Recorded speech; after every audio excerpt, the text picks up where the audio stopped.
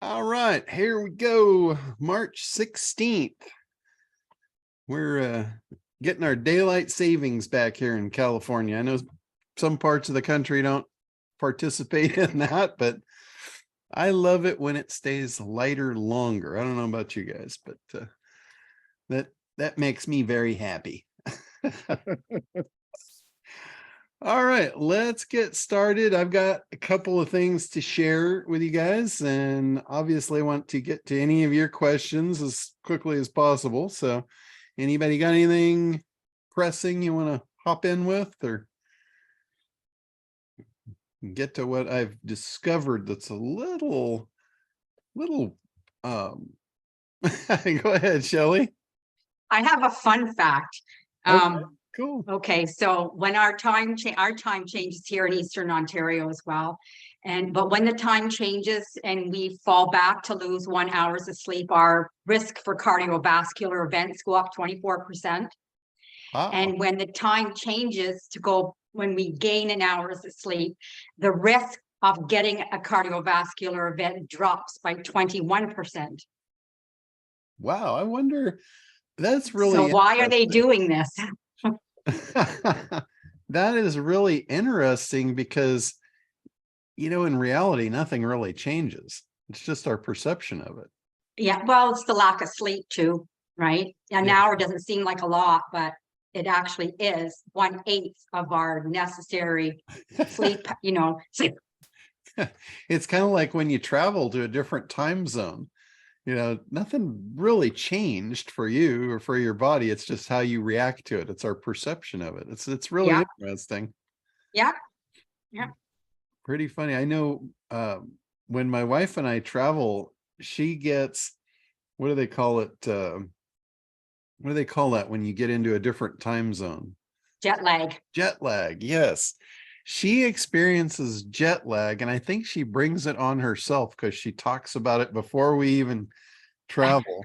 And I don't even think about that kind of stuff, and it bothers me like zero. Oh, interesting. There's some things to help with that. Because I adjust my clock according to like what I want to do. Like, for instance, if we're going on a fishing trip or something, I'll literally be leaving in the middle of the night, driving the boat all night, fishing all day, and then I sleep the next day. But I don't know, it doesn't seem to bother me. I'm self-adjusting, I guess, according to whatever needs to be done. I'm with you on that one. Hey, John, that was a fascinating Marlin picture. Wow. Oh, you like that? Yeah. Yes, that was fantastic. There's absolutely nothing like seeing one of those things just come out of the water next to the boat.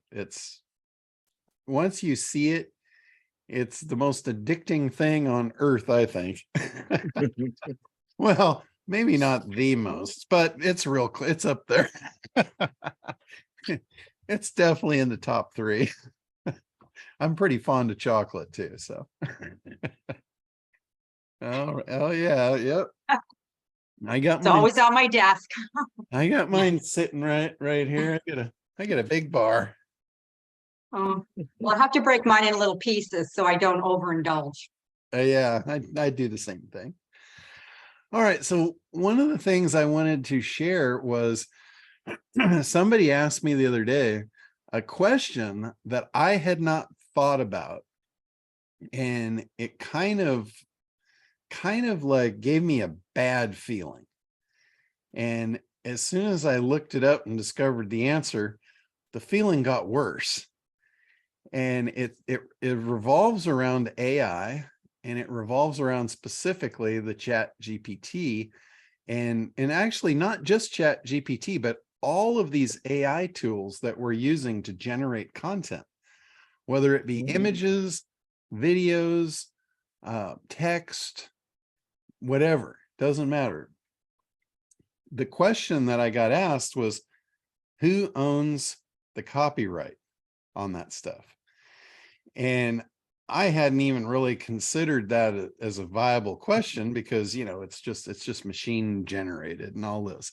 But the more I thought about it, the more I'm like, oh, I can see some deeper issues on the road ahead here. And one of the things is commercial use. Commercial use is it's like a legal offense using somebody's material for your benefit, monetary benefit. And I've seen this time and time again. People will they'll hire a web developer, and the web developer will go get images for their website.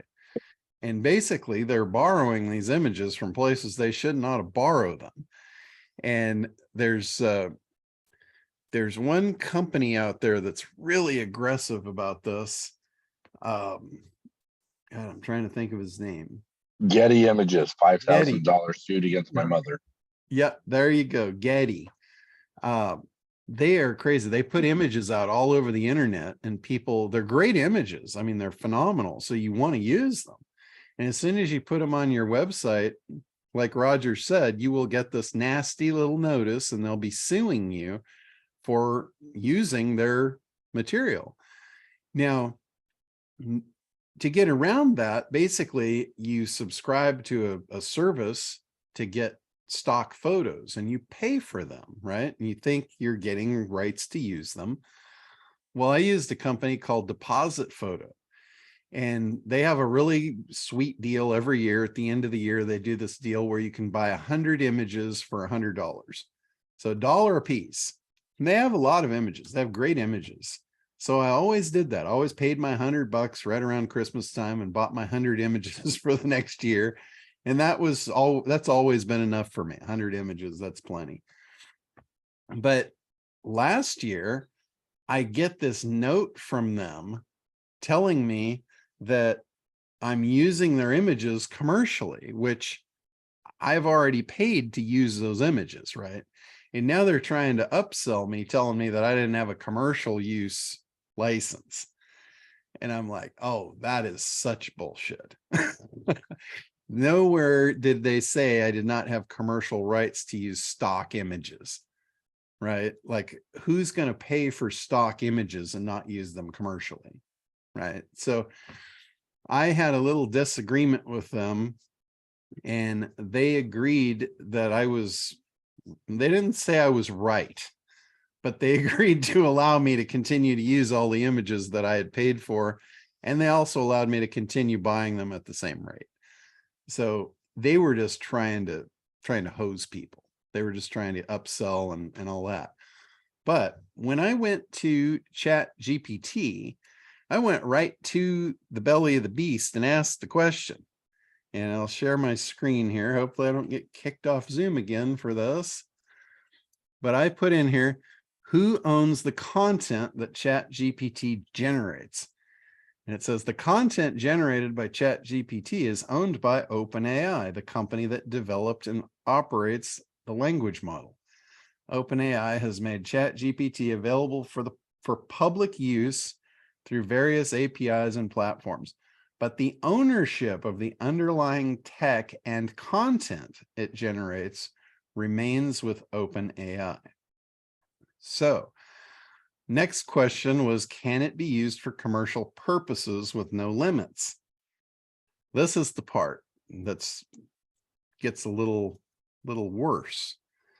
The use of ChatGPT for commercial purposes is subject to OpenAI's terms of service and licensing agreements.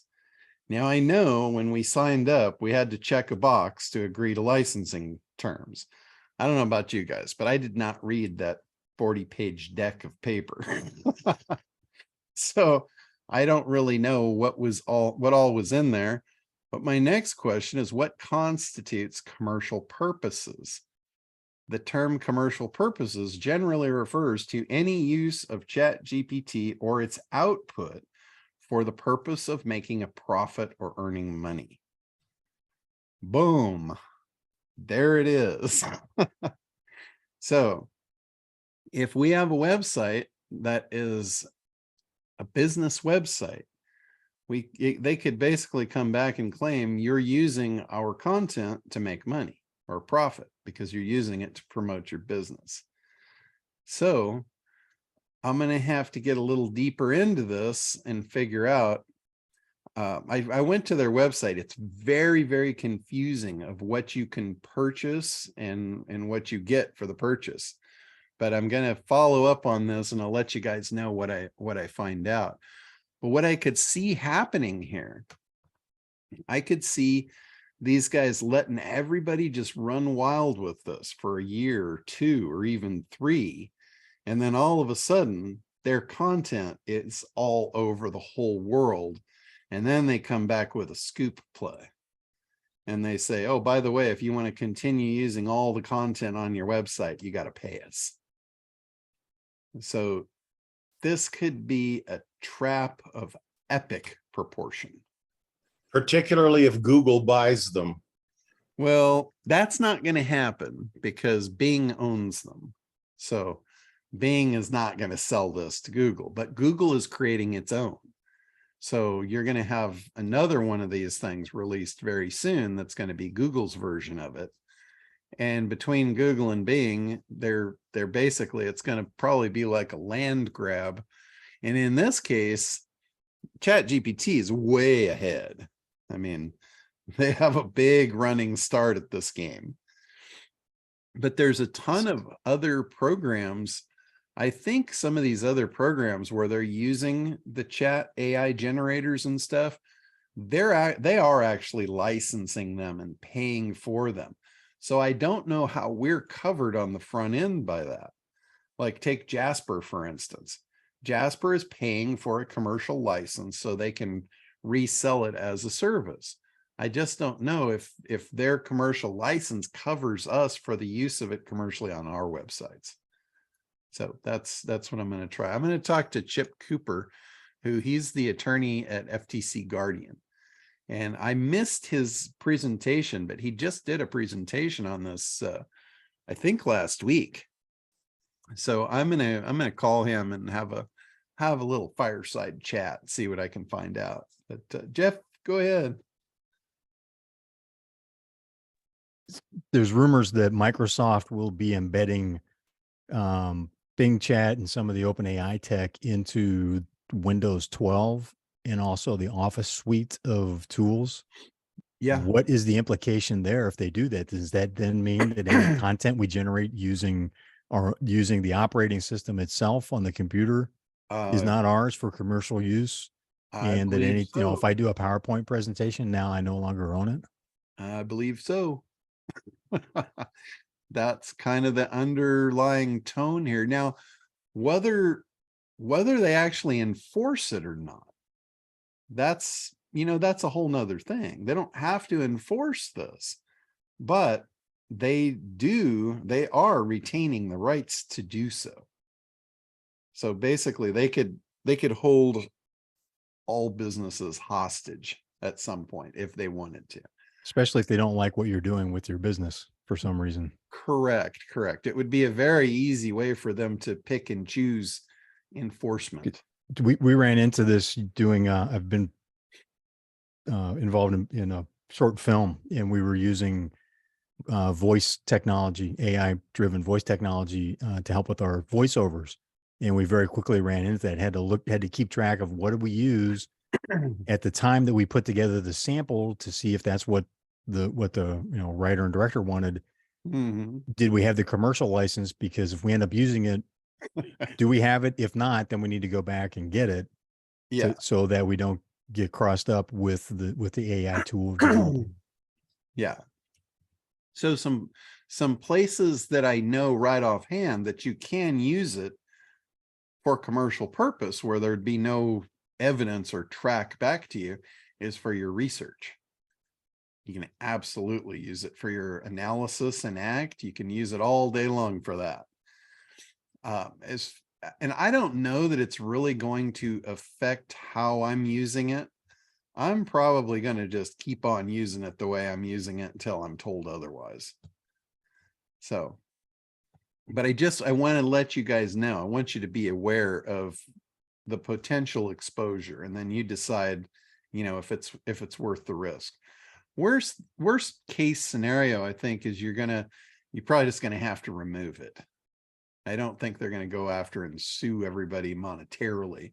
But like I said earlier, they might be using it as an enforcement tool to make people comply with certain stuff. That's a very good possibility. So Richard, go ahead. Yeah, John, can you hear me okay? Yep. Yeah, I just been running, I saw Chip's notification on that ChatGPT copyright issue, and it was yesterday, I think it was, or day before.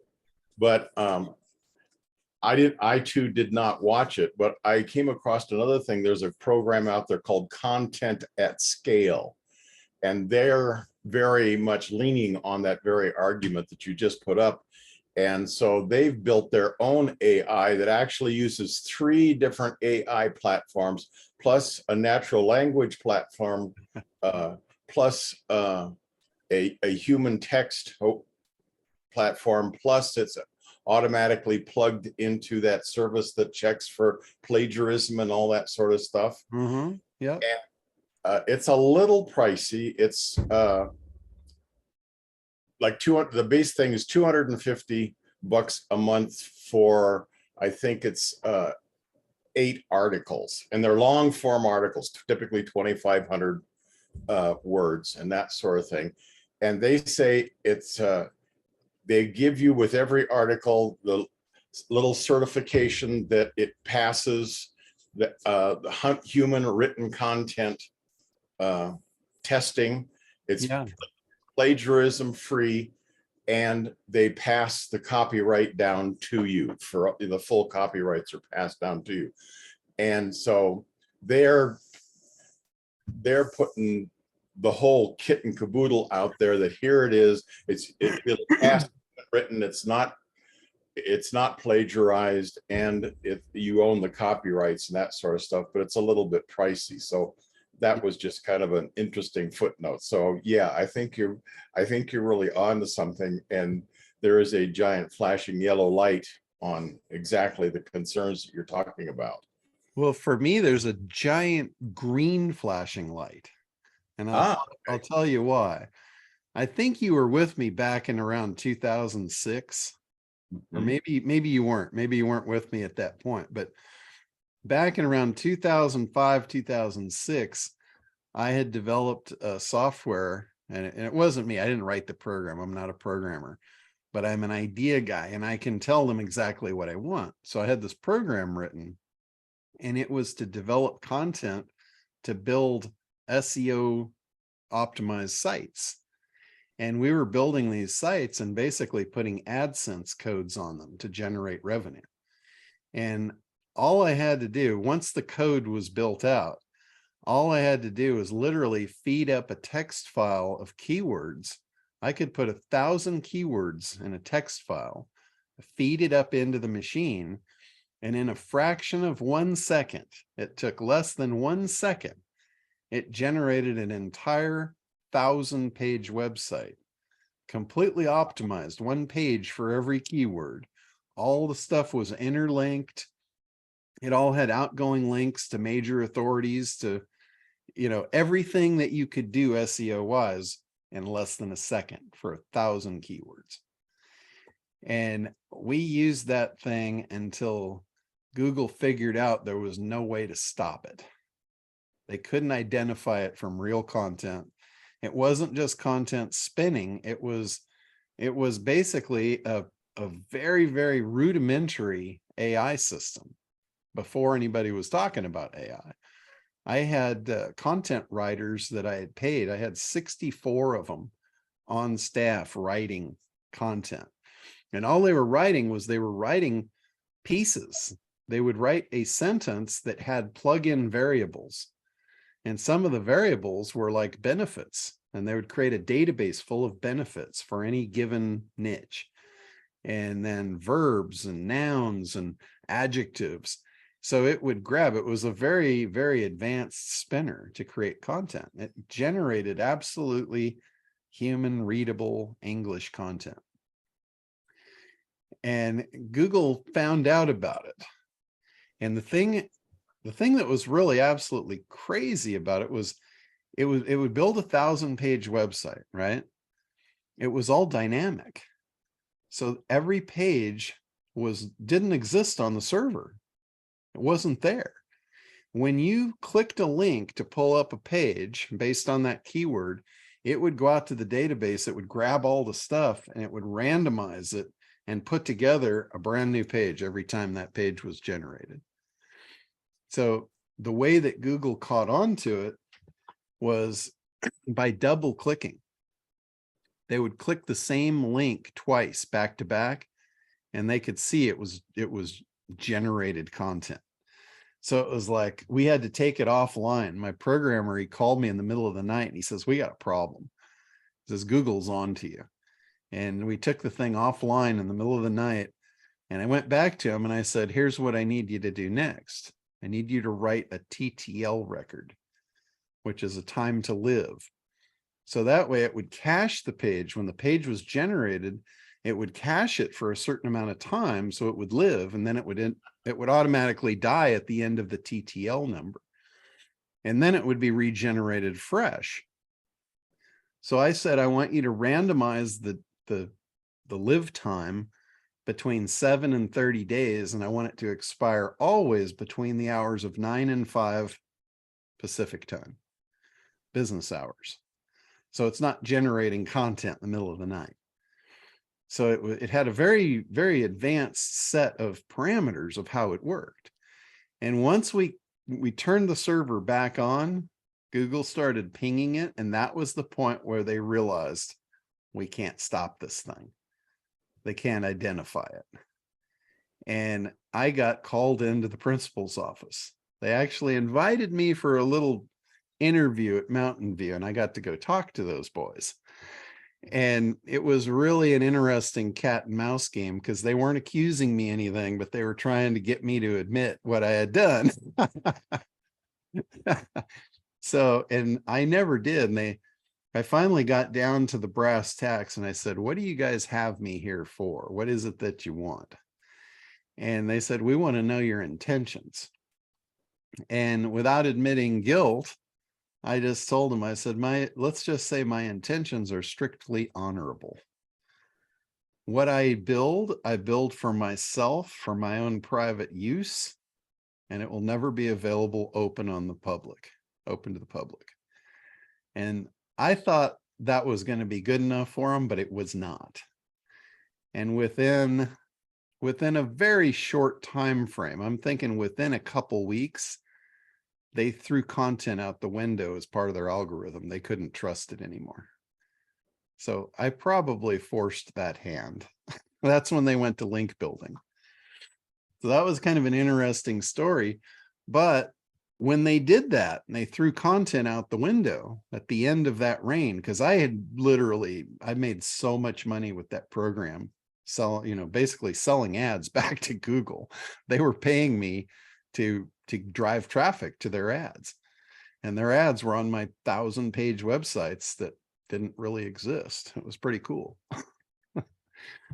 But the short end of it was I told everybody that was involved with it, I said, things always come back in style, and content is just one of them. Google will come back and they'll start valuing content again. And I said, when content comes back and content truly is king, I said, that's the point where I can own the world because I've got the machine to do it. And when content did come back in the form of user experience, I couldn't really relate it in just yet, but now I see the future. Now I see where I could potentially bring this thing back into action. So. Can you still hear me, John? Yeah. Yeah, that I didn't realize what it was that actually got you called into the principal's office. I knew about the story, but I didn't know that those two things were linked. That's kind of beautiful. And if you can do that coming up with new AI and get your copyright sorted out. That sounds like Yeah. interesting. However, the reason I rose my hand is that I have always agreed with your statement that SEO, despite what people say on a regular basis, SEO is not dead. And you said, I've gone to the point, well, it may not be dead, but I think Google, at least locally here, put SEO in the ICU. Because I don't know where it is, what's Google's doing where you guys are, but over here in Denver, there essentially is no more Google page 1. There's no more 10 listing page 1s. Our page 1s now scroll. Oh, to, gotcha. Yeah. To 80, there's 80 listings on what is page 1 now. Yeah. And fewer than half of the listings are organic. All the rest of them are what you call the 0 page location, the questions, the local service ads, the maps, and the pay per click. Yeah. They represent over half of all the content on the 80 position page 1 that they're now showing. And to me, that really puts organic SEO in the ICU, at least. Because it doesn't. They don't even make it to page 1. I mean, the first above the fold, or there's no organic listings above the fold anymore. Yeah. Well, it just changes the game a little bit. Like the position 0, for the ones of you that don't know that, we used to refer to your position in rank in Google of number 1 through 10. And then they came up with a position 0, which was a place above the organic listings that you could still get organically. And it was like the Q&A box, and it was featured stuff. And that was still organic. Those were not ads. That was pulled from organic results. So it's just, they've expanded on that because people love that. I don't know about you as a user, but I know for me, when I go to use Google, I use the heck out of those. I rarely scroll and look at the organic results anymore. I open up the little drop-down boxes and look at what's under the hood on each one of those. So if a lot of people are like me doing that, what that's doing is that's sending signals to Google that, hey, this is what the users want, so we're going to expand on it. Because that's what they're all about. They've always been about the user experience. Because the more users they get, the more ad revenue they generate. When they lose eyeballs, that hurts them. They lose ad revenue because of that. So they are very, very much in tune with providing what the users want. And you know, they're really good at the flow. So, and all that does, it's still SEO. It's still SEO. It's just a different form of it. So the stuff that we were doing, you know, 10, 15, 20 years ago, that is all dead, but SEO is not. It'll never be dead. As long as there are results being shown and people searching, SEO will be alive and well. And I don't see that ever going away. Search is going to be part of forever at this point.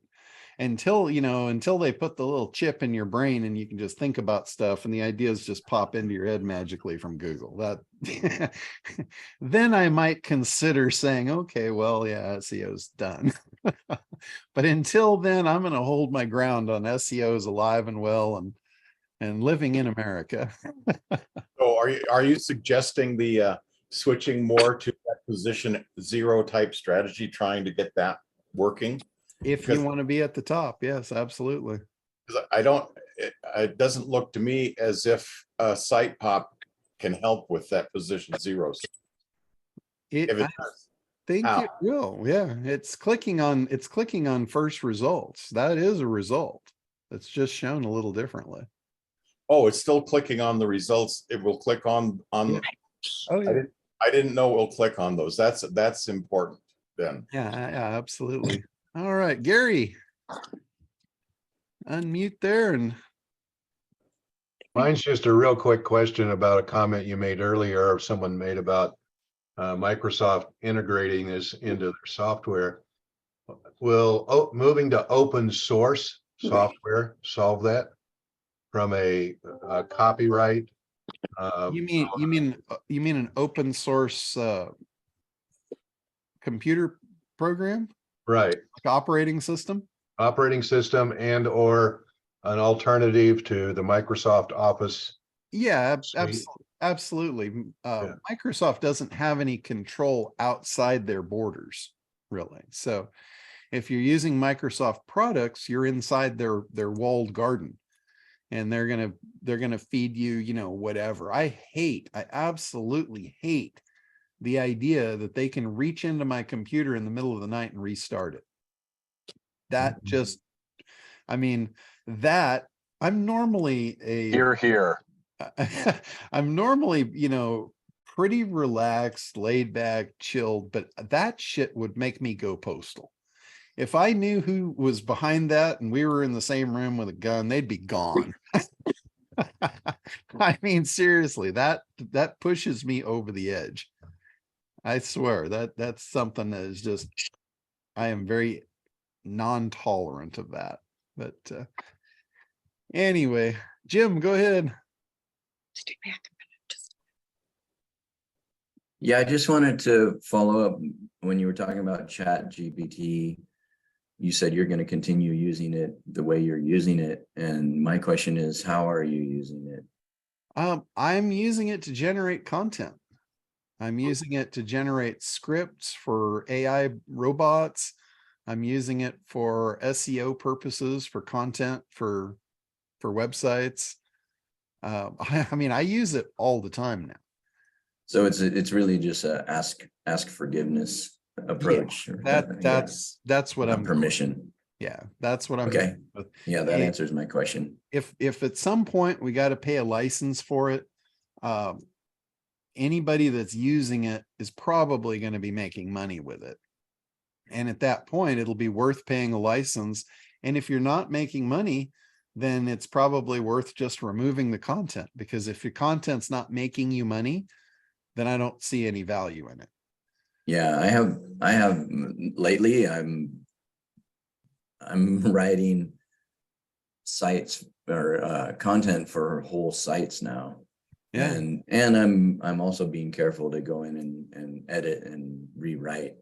Yeah. Not a majority of it, but significant sections. Yeah. Yeah. Well, it's like they know Copyscape, right? They have Copyscape technology. And I think just basic rewrites is not going to get you out of the woods. Yeah. So keep that in mind. Just changing a few things here and there isn't really going to do it.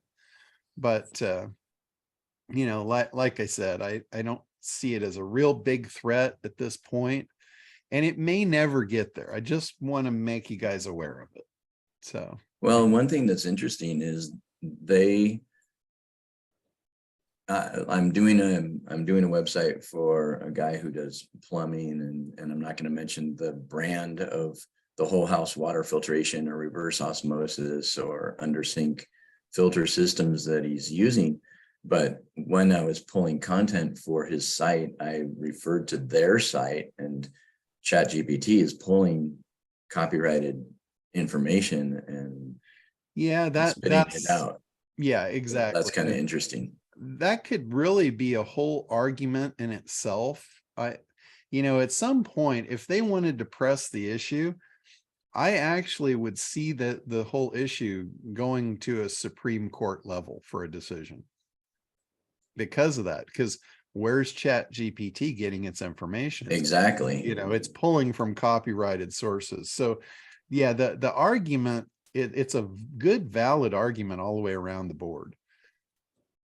So, and that's another reason I don't really see it ever becoming a problem, but I did just want to point it out to you guys and let you know. You know, I don't want at some point everybody coming back and say, oh, well, you told me to use ChatGPT and now I'm in trouble. So I just want to throw it out there. How would they recognize it, John? How would they, you know, if they waited 2 years, how would they go back and recognize the content that they generated a year ago? Or it's all cached. Everything that comes out of that thing is cached. I guarantee you they have record of everything. And like I said, the way that they would find it, it'd be really simple for them to find it just with Copyscape. There's attorneys out there that they have computer programs to identify copyright material. You know, that tech already exists, so that's not an issue there. They can find it. I gave you an interesting piece of trivia, John, because I looked this up the other day because it was really crushing my brain to wonder how, you know, what is Google doing and how do they track all the mouse clicks of everybody? And I looked up the term of, you know, how does Google cache things, and I went down the rabbit hole of a petabyte. And do you know what a petabyte of data? And they said you can't really imagine a petabyte if I tell you what it is. So the way that they did it is, if you take the collected works of Shakespeare, that book is about 4 gigabytes, and a petabyte is enough of those books stacked on top of each other to go to the moon and back. That's 1 petabyte. Yeah, I have a different name for that. I just call it a shitload. Leave it at that. The amount of data that Google caches every day using that measurement is a stack of those books that goes from the Earth to the sun and back, and a quarter to a half of the way back to the sun again. And that's what they cache every day. That's Google. Yeah. Oh yeah. That's why I said that tech exists, and that's happening. So, all right, Orlin, let's get to Orlin here. Hi, good morning, everybody. Morning. I have a question about Kartra, as you know, Okay. John. Was that the one about the subdomains? Yeah, I was able to figure it out. Oh, okay, cool. I don't know if you wanted to go through it, but it was a little tedious, but I eventually, by accident almost, solved the problem. Okay. But Yeah, I still have a little issue here, and if you don't mind me sharing the screen to show you. Sure. Let me see here. To share the screen. Let's go here. All right. Okay.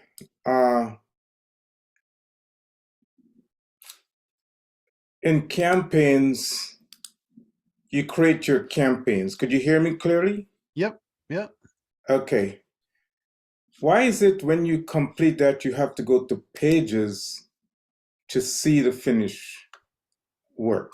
Okay, so campaigns, you're not really like building a campaign inside of campaigns. What campaigns is, it's a collection after the fact. Like after you've built a campaign, you can go in and you can turn it into a template. So that tab should really be called templates, not campaigns. Yeah, it was a little confusing to me because, you know, I've built campaigns and then I just launched them. Yeah. And I find you couldn't launch any campaign here. Yeah. So the idea of a campaign, when you create a campaign, that makes it portable. Like, let's say I create a campaign that is around, I created one around a webinar, an evergreen webinar. So when people want that campaign, I have it in a campaign, and I can transfer that right into their Kartra account, and then they can install it, and it installs all the assets. So that's more or less what campaigns are all about. It's about, once you have a working model, once you have a funnel built, you can turn it into a campaign. And then if you want to do that campaign again for a different product or a different service, you can just automatically recreate it. You can clone it. Okay. And while I open this, I wanted to show you something here that I was getting a problem. And let me show you. This is the finished product, and I have a pop-up. Oh, it's not working? Okay. However, the pop-up, here it is. When you go to leave the site, it says get your copy. Of course, you want to bring you back to that site. Okay. But when you click on get your copy, it's not taking me to the form for someone to fill. Okay. So I tried to edit my, and I show you here, it's flipping around. Let's go back there. Here's the pop-up to edit it. And I need an exit pop-up. So I'm editing it, and I'm trying to edit it here. So get your copy. And I want when the prospect click on that. Okay, go to the link tab up in the left there. Right. So that says scroll to a particular section in the page. Right, which is section 1 I put there. Okay. But it's not doing that. Okay. I don't think that is the right thing to do there. Get a copy isn't, if that's a pop-up, there's no reason to have a pop-up to scroll to a different section in the page. You just have a button for that. Because Well, I think what's happening there is you're telling it to scroll to a section in the pop-up, because the pop-up window is actually a page inside of a page. okay. So I would take it just to a download. Well, file. ideally, I wanted to go to the form, but the options here are limited. Okay. I don't want to download. I need to capture the lead. So I needed to go to a form, but nothing here Okay. is taking me to that form. So all you have to do is do link to another page and then put a form on that page. Yeah. You don't want to send them back to the same thing. You want to send them to just a page that all it has is that form on it. Just Right. the benefit of downloading it, click here to get it. That's what you would want to do. This is where I'm trying to get them to go, to Okay. this page. So when the pop-up comes up and they click on that, how do I get them to my form where they can put their name in? If I go straight to download, they will get the book without giving me their names. Yeah. If you're, it looks like what you're doing is you're just trying to hold them captive here. Well, most people don't like pop-ups. I'll tell you that right now. It's if you're gonna throw a pop-up in, you want to take them to something new. They're leaving here because they didn't want it. And you're just cycling them back around. That's just going to piss them off. So I should remove the pop-up. I would not do a pop-up the way you're doing it. No, it's like when they're leaving, they basically have said, nah, I don't want this offer. So for you to jam the same offer back at them, that's not going to be a good user experience. So what you do is you send them to another offer. Say, hey, by the way, I've got this other thing that you might be interested in. And then send them over to opt into that. Okay. Because you're just trying to cycle them right back to the same thing. And okay, so I'll remove the pop-up. I think that my last question is this about the import all global elements from the site. There's a part here when you're, yeah, that's where you can create global elements like a header and a footer, and then any new page that you create, you can assign it to that website. They consider it a website. So like when you go to edit here, see how it says campaign description, okay, so you're really inside of the campaign box too. oh, sorry.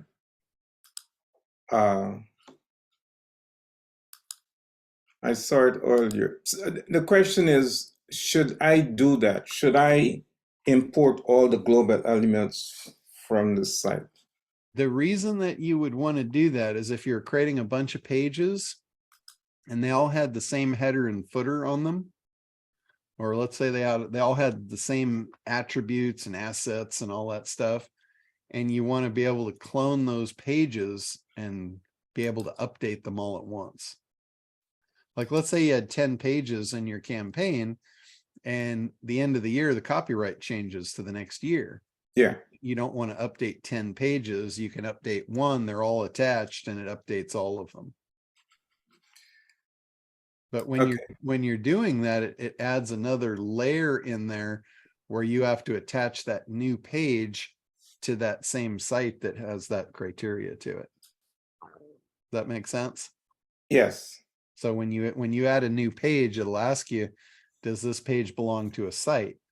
And you can either assign it to a site or say, no, it doesn't, it's just on its own. Okay. And that's why I guess they say global. Okay, Yeah. finally, coming back to the, Subdomain? yes, the subdomain aspect of the page. So, Okay. and how I accidentally found this, I didn't realize there's a drop down here. Yes. Yeah. That's why I couldn't find it. So initially they would give you the Carta page. Yes. Carta page. And so just edify me on this here. So when you want to put in your subdomain, and I went through a lot of that. Yeah, you just select the one you want and then put the page name in the right box and hit the check box, and that's your new URL for that page. And this could be anything you choose. Yes. Okay. And it'll update it across all assets in Kartra too. So if that is part of a form, if it's a thank you page in a form or a product or whatever, it'll automatically update all across Kartra for you. Okay. So you don't have to worry about going back and finding all those places and relinking everything. But Carta support, man, is terrible. I don't know if anybody had a different experience, but I couldn't get anyone to help me with this. Yeah, I'm trying to work with them on that. They've actually put me on their board of advisors, and there's 20 of us on there, and we're all like giving them feedback, trying to make it a better system. And what they've come up with is it's probably going to be better to have people like me create training for them, because their in-house training is great, but it's piece by piece. It's like if you need to do one particular thing, they've got Kartranaut training inside of Kartra, and it's great. Every time I needed to learn something, and that's where I learned it. But it doesn't give you the overview. It doesn't show you how everything ties together. Doesn't show you how to use it in your business. It doesn't do all that stuff that I've helped so many people do. So they're basically coming to the conclusion that it's probably going to be better to have third-party vendors support their whole system. And that's what they're moving towards. So I'm basically in a pilot group to do that, to create that training for them. All right. Thank you for your help. I hope it was beneficial to some others who might want to do this subdomain thing. Oh, yeah. That I would really highly recommend that too. If you're using Kartra or whatever program you're using, you should have everything point to your domain, not someone else's domain. Like if you're using Keep, the old Infusionsoft, or ClickFunnels, or Kajabi, or anything, whatever you're using, you should always have it point back to your domain. All roads should lead back to you for your branding, for your search positioning, for everything. There's no reason that you want to send people off to other places. Like for instance, I see so many people, they'll build their website, and all over their website is go to my Facebook page. And I'm like, oh my God, please stop. You bring them home. You don't send them off, to shop everyone else in the world. And why would you do that? Bring them home. The gold should be inside your website. All you should be placing in social media is invitations to come to the gold. That's it. Put good content on Facebook and, you know, all the social media platforms, but incomplete. Good, but incomplete. If they want to get the rest, they come to your website, they opt in, they become part of your marketing system, and you actively market to them. If you want to make money, I'm going to throw that out as a disclaimer. If you want to make money, that's how you do it. All right. If you don't want to make money, then just keep on doing what you're doing. Just, you know, just keep sending people off of your site to other places and putting everything out there with no calls to action. I swear I see this stuff every day. It drives me nuts. And then I get complaints of I'm not making any money. Right? Thank you very much. And it's like, making money is a particular act. It's a process. It's communicating your value and asking for someone to exchange money for that value. And in whatever it is. I mean, that's what business is. Business is a transfer of money for value. Doesn't matter what you're doing. Doesn't matter what business you're in. It's, you know, as long as you're from planet Earth, this is the way it works. It works in all languages, all countries, every place around the world, even if they don't have money. If they don't have money, it still works the same. You know, you might bring 3 donkeys and ask for the guy's daughter's hand in marriage, right? It's the same thing. You're exchanging value for value, whatever the value might be. It could be dollars, it could be cryptocurrency, it could be donkeys. It doesn't matter. Some people trade chickens or eggs or produce or whatever. You know, that's just a different system. They call it trade, but it's the same thing. If you've got a bunch of stuff over here, which is what you have to trade, that's your value, and you want other stuff, then you better be able to explain the value of your stuff so you can trade it for the other stuff. Right? That's the way you have to think. If you are in business and you want to make money, you better start thinking about how to package what you've got and show its value. That's in communication. Like we talked a lot about ChatGPT. I've never really liked copywriting just because it was hard and it was laborious, and I really am very anti all of that. So, but saying that, I got really good at copywriting over the years. I've gotten really good at it. It's still a hard process. It's a long process, and I still don't like it, even though I'm really good at it. I look at it as necessary evil. You know, if I want to make money, I need to convey value. So I have to do that in copy, whether it be written or verbal. It needs to get worked on. It might be a script. You know, it might be just you talking. It might be your sales presentation, which is a script, by the way. You might not have it written down, but it's still communication. It's words coming out of your mouth to someone else's ears. However that's happening. If they're reading it, it's eyeball to eyeball to brain. You know, if it's you talking it, it's mouth to ear, ear to brain. But you're communicating that value. And I talked about ChatGPT. Tell you right now, ChatGPT is a better copywriter than I am. There is no doubt in my mind. The thing about it is, it's just like any copywriter. You could hire a copywriter right now, and they're only going to be as good as what you give them. If you can't communicate your value with them, they can't turn it into words for you that will convert.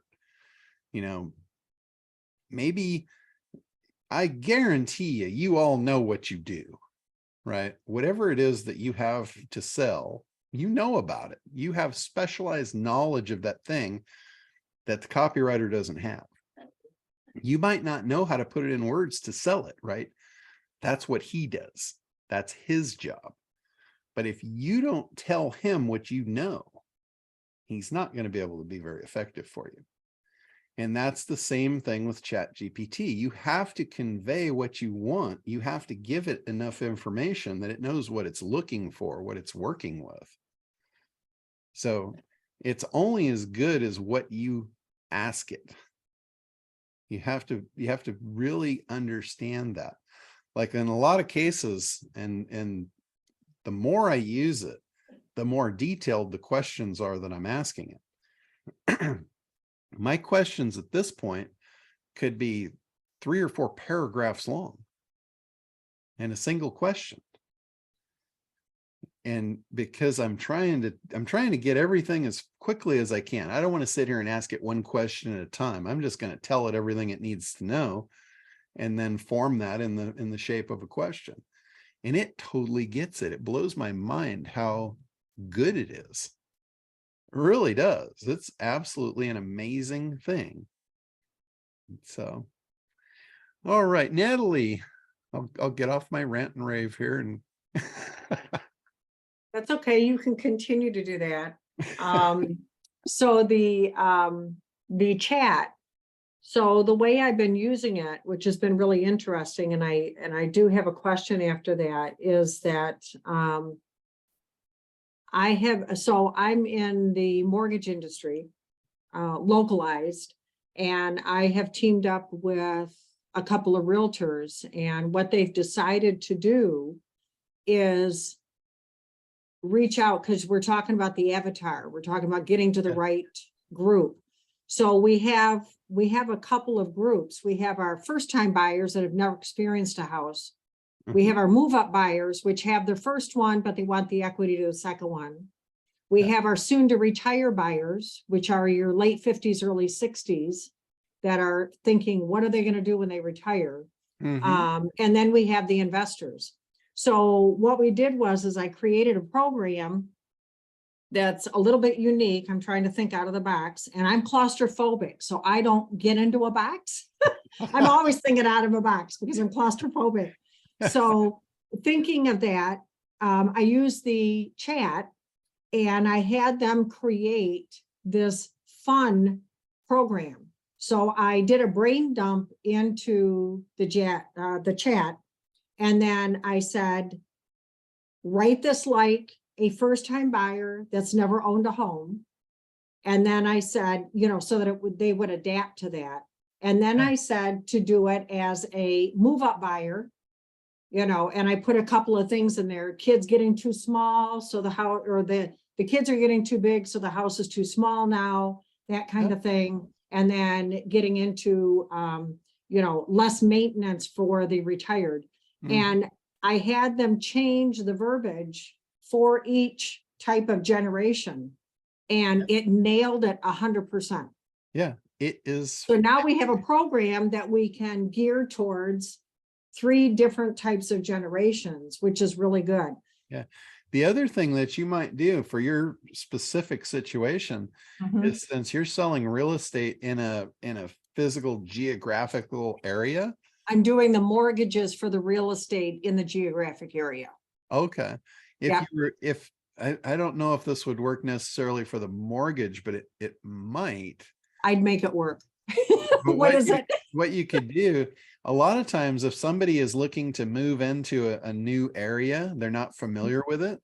So you can help them decide that this is the right area to go into. Like if they've got kids and school kids, you can have ChatGPT give you a list of all the schools in the neighborhood, and then give you all the benefits of that particular school, and have and shopping, maybe they like to do shopping. Say, hey, there's some stuff about this community you might not know. And here's a list, and you can say, what are the biggest benefits to living in this city? And include shopping. What's the best shopping? What's the best restaurants? What's the best schools? What's the best activities? And you can specify for adult activities, elderly activities, after school activities, and you can create a really good resource that someone would want to stay on that page and learn, and then they'd be excited about buying that house, which gets you the mortgage. Right. You could also, now, recommend realtors too. Yeah, well, we have realtors that like us thinking out of the box, so they're right at our door, Yeah. and we're working with them. Will the chat, that just made me think of something, because I'm thinking about how you're narrowing down your avatar, and who are you going after? And I have somebody in the office that is trying to do the same thing, and I'm trying to help her, but she's marketing to first-time buyers. Okay. And that's big. I keep telling her she's got to narrow it down. Yeah. So I'm wondering if we could do first-time buyers in like an industry, and will the chat tell us where they hang out? So like if I did first-time buyers that were in the medical field, then where do they hang out that they are first-time buyers? Here's the other thing I would do, and this is probably at least $1 million idea, if not a multi-million-dollar idea.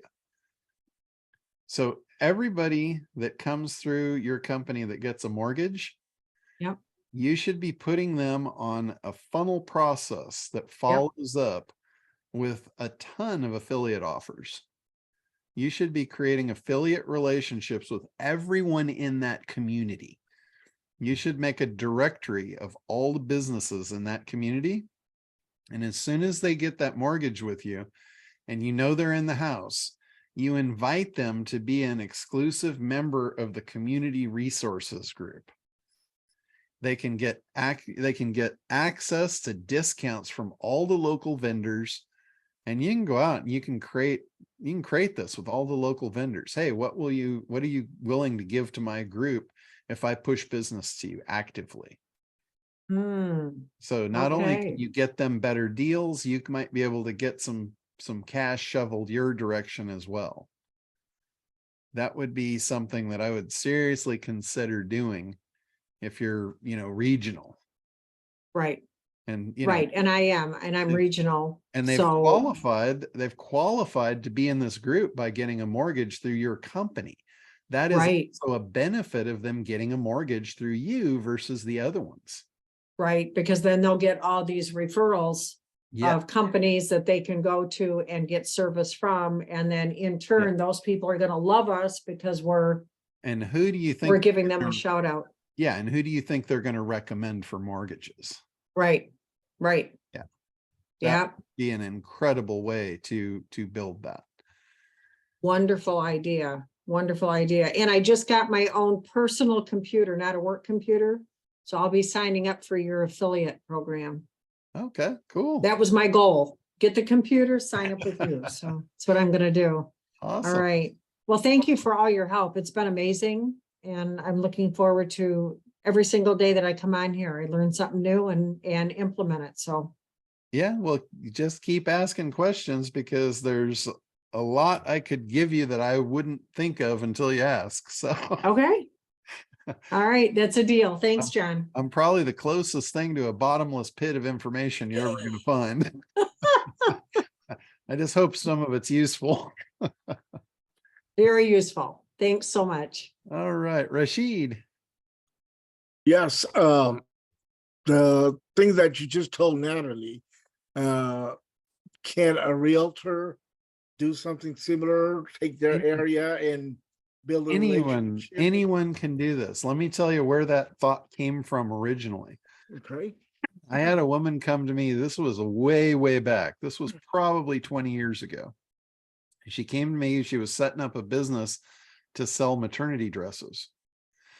And, here I'm looking at the dress, I'm looking at the profit, I'm looking at the cost to drive traffic to get enough people to purchase one of these dresses. And I'm like, whoa, this is not a good business model. You know how I talk about making sure you're in a profitable segment and all this? Well, she didn't have really a profitable segment because of the profit in the products she was selling. She was not, the market wasn't big enough. I mean, yeah, there's a lot of women that are pregnant, but they're only pregnant for a little window. I mean, they're going to need a maternity dress for 3 or 4 months, and then you're hunting for a new customer. So I'm just looking at it like, this is a disaster. And I was just about to pop a hole in her balloon and like just kill her dream.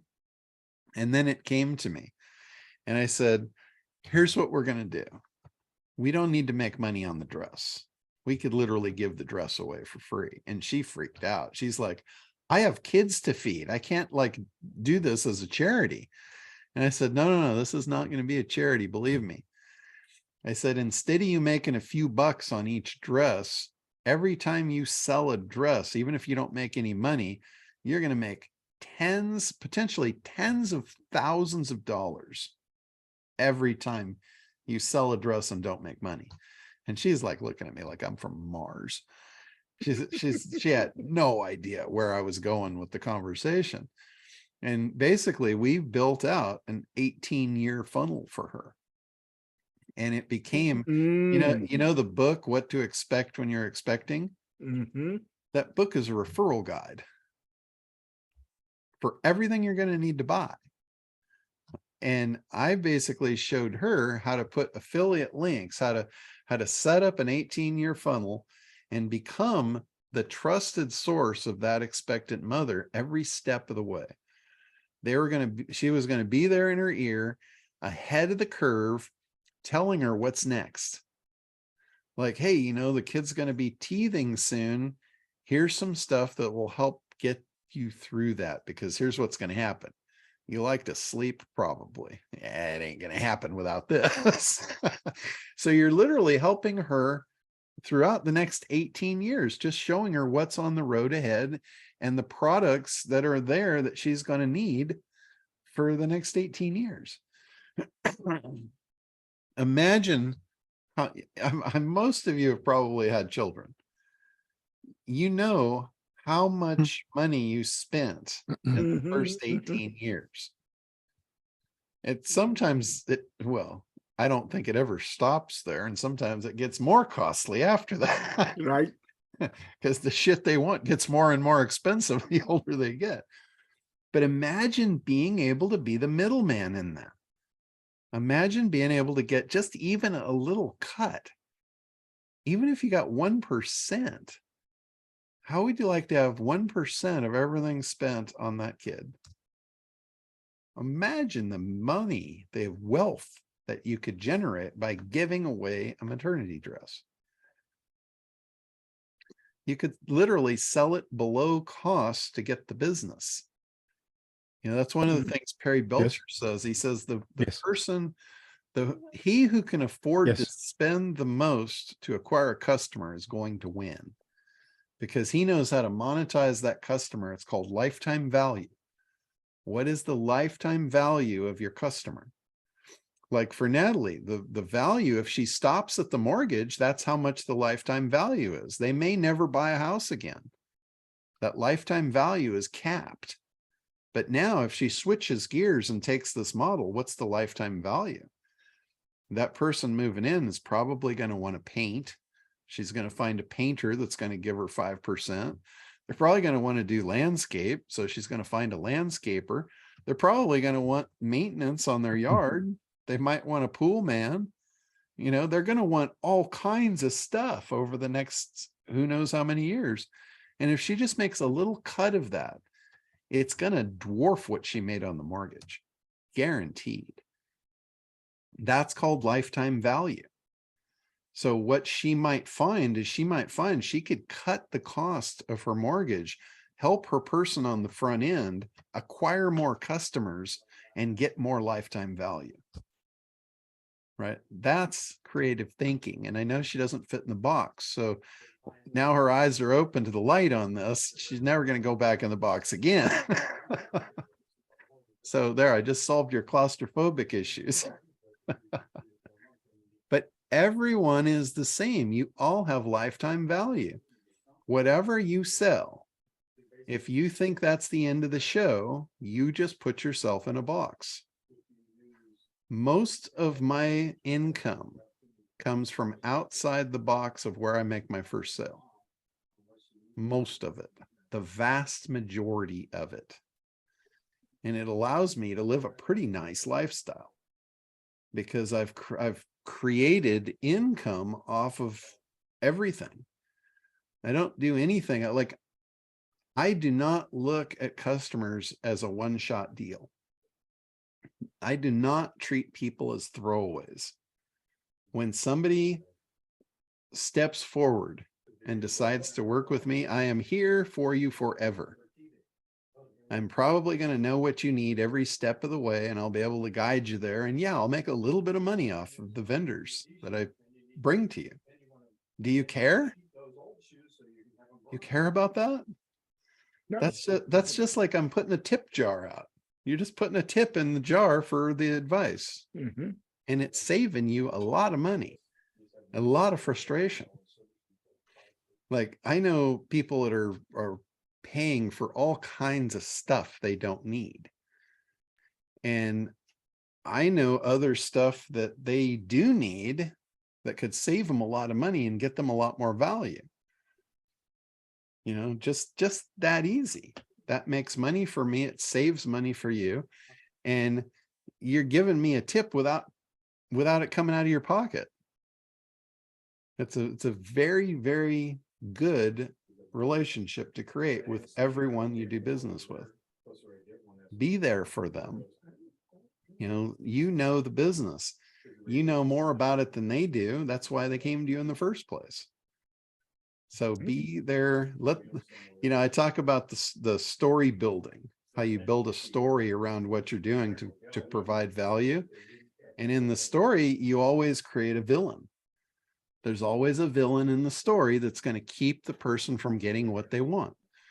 So what you want to do is you want to show them how to kill the villain so they can get what they want. And you always want to provide the tool for them to kill the villain. You don't want to kill the villain for them, because that makes you the hero. You're not supposed to be the hero in the story. They are. So I equate that to Batman. And you guys have heard me say this many, many times. Batman is the hero in the story because he's always the one that defeats the villain, right? But who's the real hero? The real hero is Alfred. Because without Alfred, Batman's just a dude in a rubber suit, right? Alfred is the one he calls for advice. Alfred's like the one that gives him the life knowledge. Alfred's the one that provides him the tools and the weapons to do what he does. You want to be Alfred in the story. You want to be the one they go to, they turn to, the trusted source to kill their villain. You will make back to a word that I introduced you to a little while ago, you will make a shitload of money if you do. That's your new word for the day. Yeah. I got another question for you, John. Yeah, go ahead, Rashid. You were talking about the maternity dress lady. Yes. And it just clicked. I have as a matter of fact, the place that I'm renting to do my plate shop next month, one of the owners is delivering next week or in 2 weeks. Okay. So how could she take the fact that she has a new baby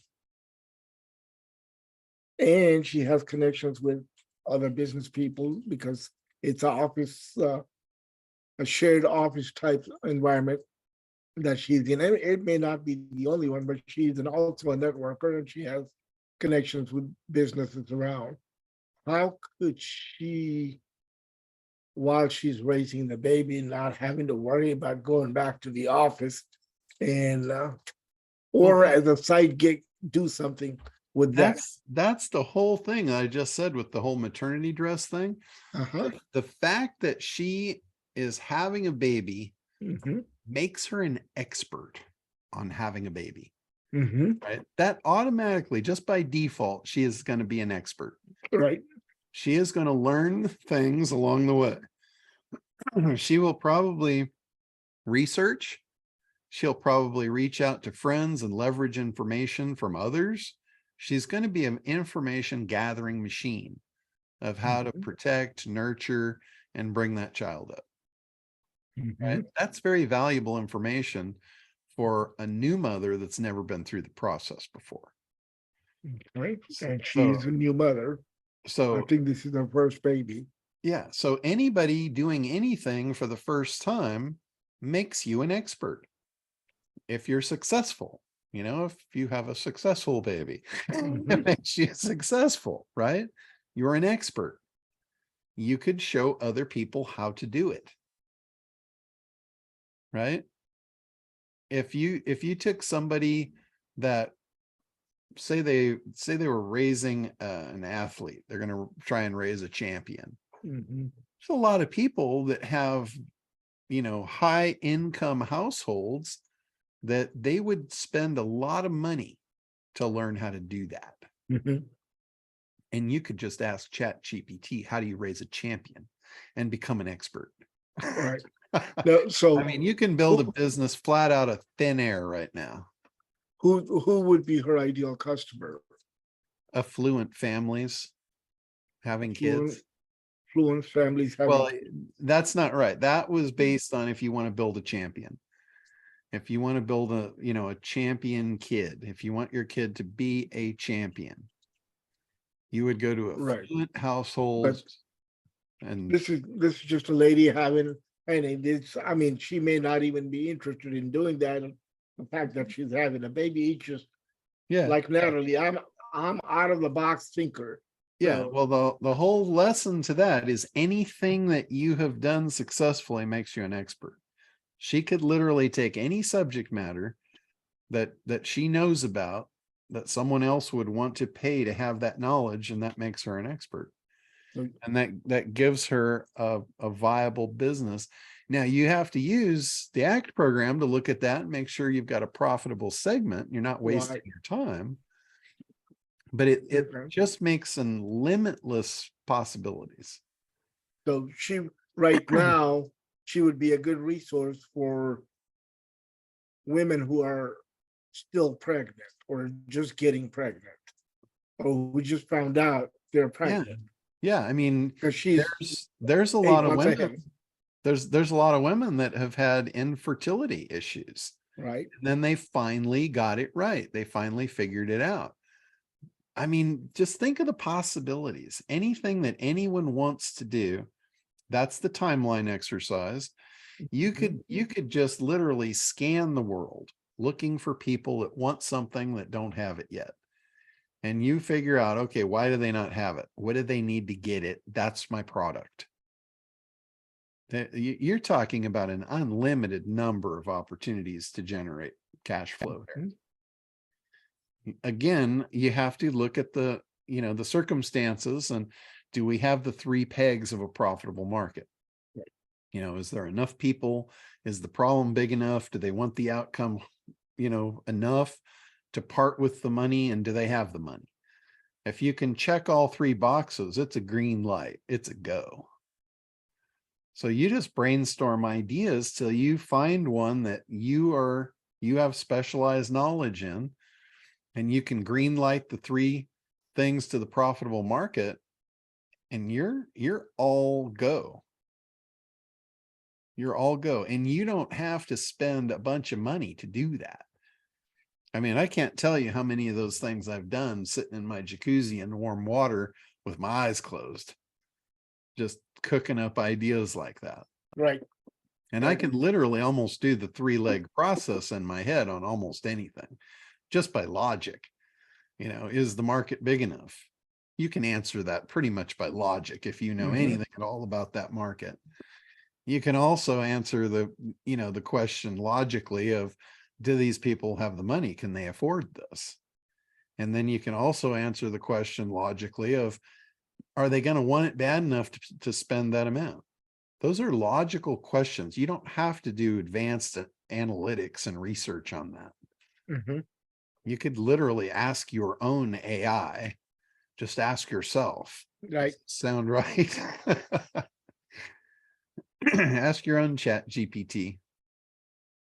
And the more you do this, it's just like anything else. It's like if you want to be an athlete or a gymnast or whatever, you want to be a bodybuilder, anything. The more you do it, the better your skill set is going to become, the more muscles you're going to get. You know, to me, the most important muscle in business is the one between your ears. It's not how much you can lift. It's not how strong you are. It's not how long you can stay awake. It's how well that muscle between your ears works, because that is the thing that allows me to be as lazy as I am. And I love that. You And know? most people don't know how to use that muscle. I know, that's the thing. That's my hopes, that I can get people to start using that. Yeah. I mean, all the tools you need are in the ACT program Yeah. to run a Yeah. successful business, at least the edu- marketing end of it. The educational system just does a good job of teaching you how not to use it. Yeah, exactly.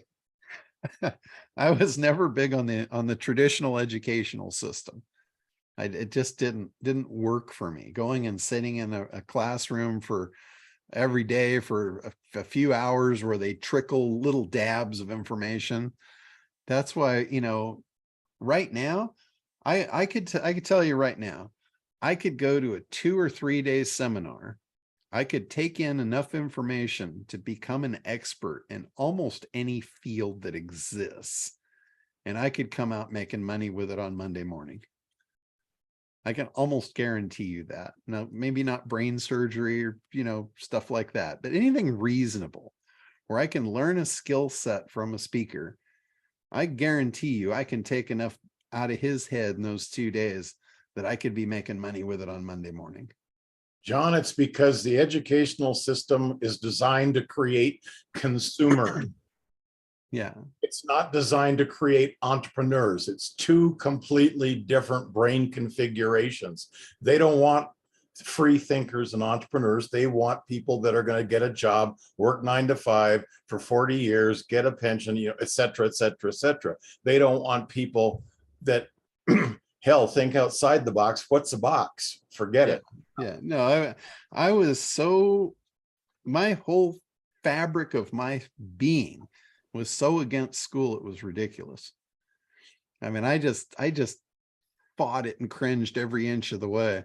And I remember, I don't remember what grade I was in, but I remember this teacher we came back from Christmas vacation, and she asked what everybody got for Christmas, right? And I said, I got a football. And she says, she corrected me. She says, no, you have a football. And I said, well, if I have it, then I got it somewhere. So I got a football. So she really didn't like that.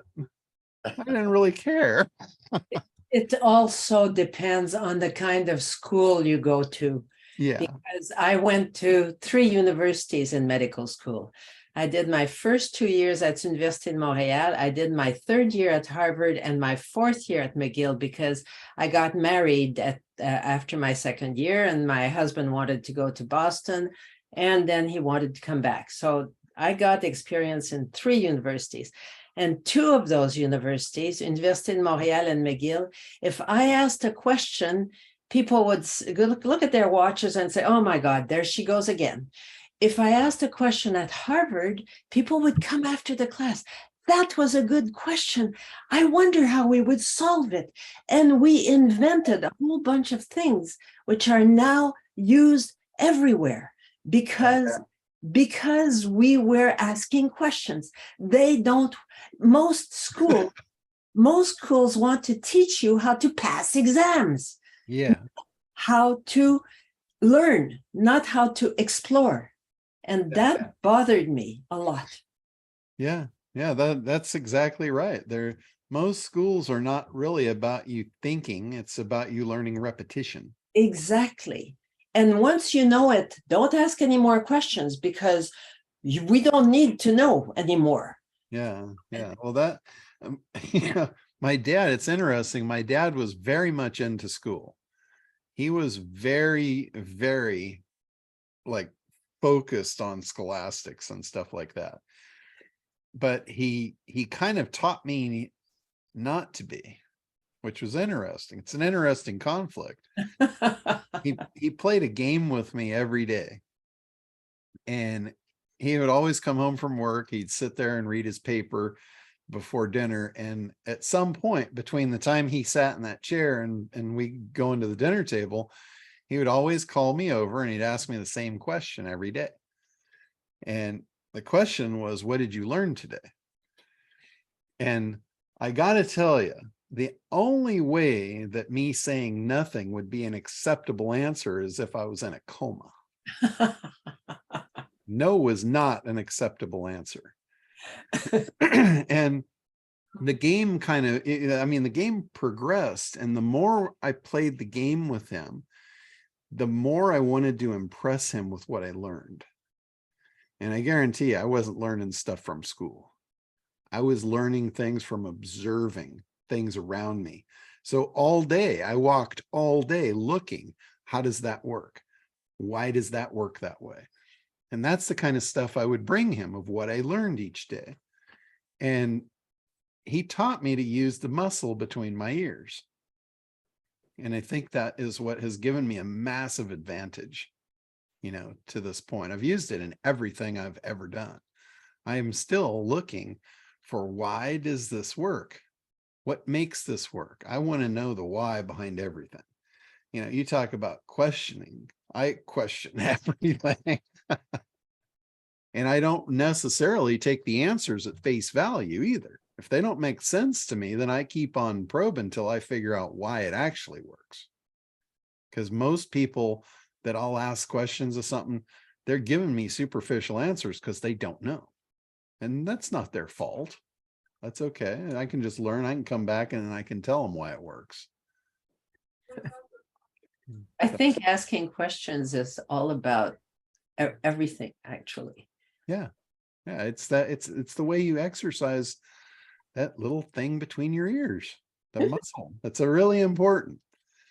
And it's like, it's the same thing. It's probably why I'm better at ChatGPT than a lot of people, is because of my question ability. I'm asking deeper and more thoughtful questions. I just wrote a application for a research project, and it's half of it is on ChatGPT. Yeah, it's really awesome. It's a cool program. Cool stuff. All right. Any other questions here? All right. Looks like we got it. Got it dialed in. I want to thank you guys all for, you know, coming and bringing your questions and exercising my inner earlobes. We appreciate it. I do have a question for you guys. Yes, sir. If I was to create more training or something, or live events or anything like that, what would you want? What would you want out of me? I know what I would want is how to make a really effective website. If you could, because I need to redesign my website, thanks to you.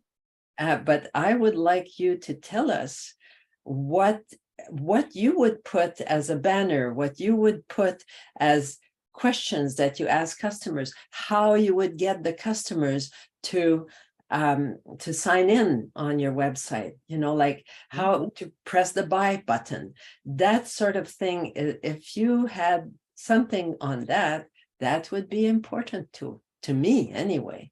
Okay. Yeah, that actually is an easy one that I've already done.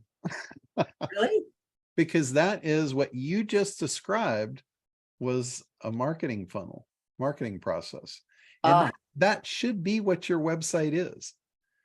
A lot of people just have informational websites, and that to me is like a complete waste of a space. That's like having a house without a front door. You know, that wouldn't be very useful, right? You definitely wouldn't get very many guests. They'd have to figure out how to get in. And you know, this is something Jay contacted me a few weeks ago, and he said, man, he goes, I'm on this website and I can't figure it out. It's like having a house without a front door. You don't want to make your customer work hard to figure out how to get in. Make it easy for them. You know, so that's all a website should be, is an extension of you communicating your value and walking them through a process. You know, the first thing, this goes right back to ACT. What's the first thing in the marketing process? Grab attention. Give the customer what they want. Well, it's grab attention. Give them what they want is part of the whole process. But the first piece, the first step, what do you have to do to advance the game? You have to grab attention. That's going to be your above the fold on your website. That's the what we call the big idea. And we've covered that one many, many times, of the big idea. You know, it's the promise, the unique mechanism, the way you say it in an intellectually interesting way. That's the first piece. That's above the fold. That's really all you should focus on your website above the fold on the first page, is that. How do I grab their attention? How do I get them to interact? How do I get them to consume more? And that's where you create demand and desire. The contents on your website should be all about getting them to create demand and desire. Everything. And the way you do that is you give them pieces. You walk them through, you create value, you establish the relationship, you create trust and rapport. You figure out, like, the timeline. Look at the timeline in your product or your service.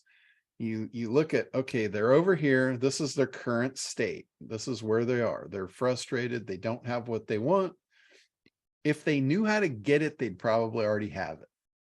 So what I'm telling you is they need you.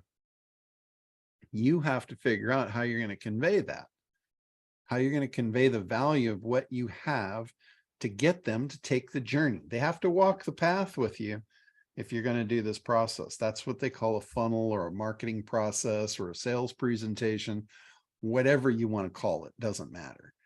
It's a process, and it starts with grab attention. And then it moves into create demand and desire. The best way you can create demand and desire is showing them how it works. That will get them interested. That will lean them forward. That will, you know, we talk about seduce the heart, convince the head.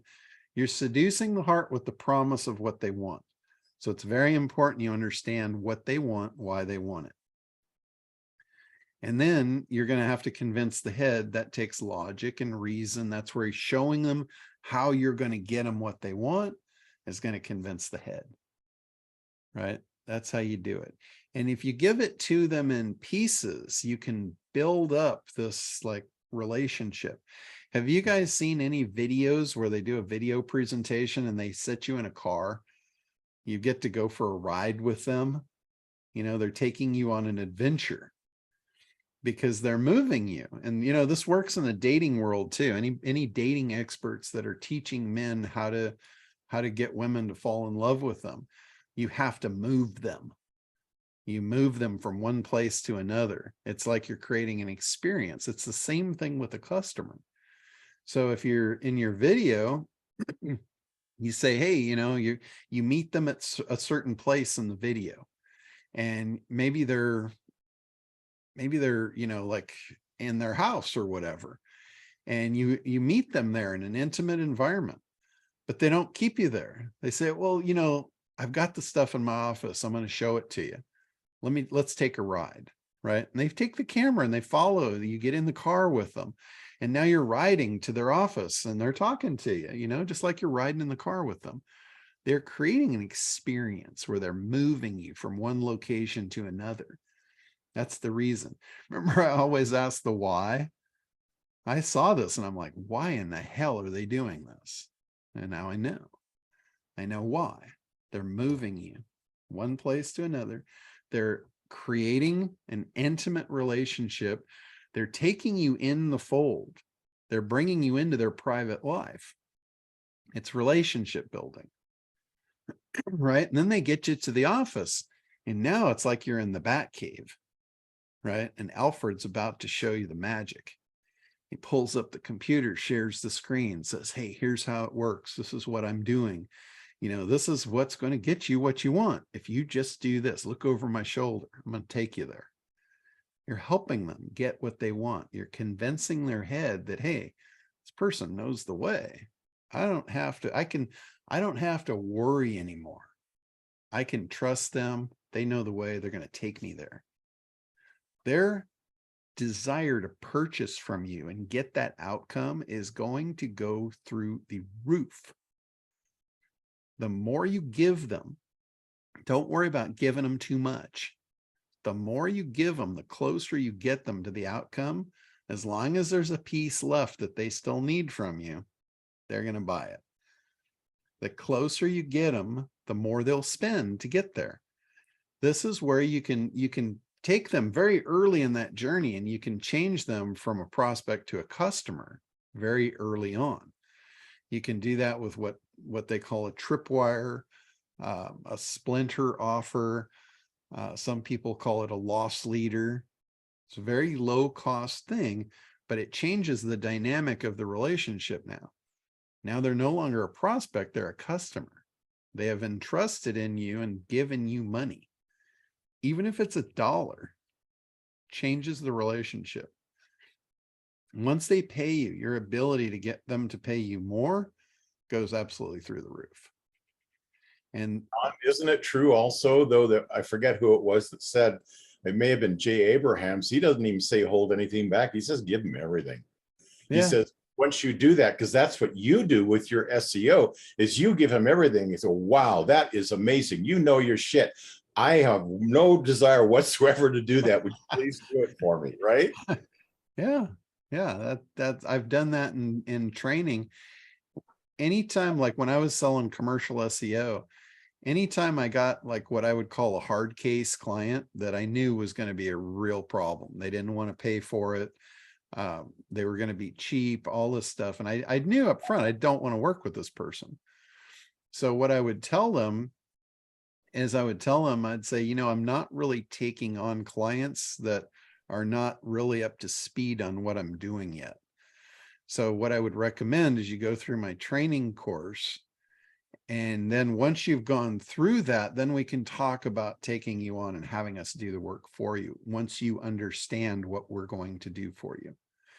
And I guarantee you, once they saw what I was going to do for them, cost was not an issue anymore.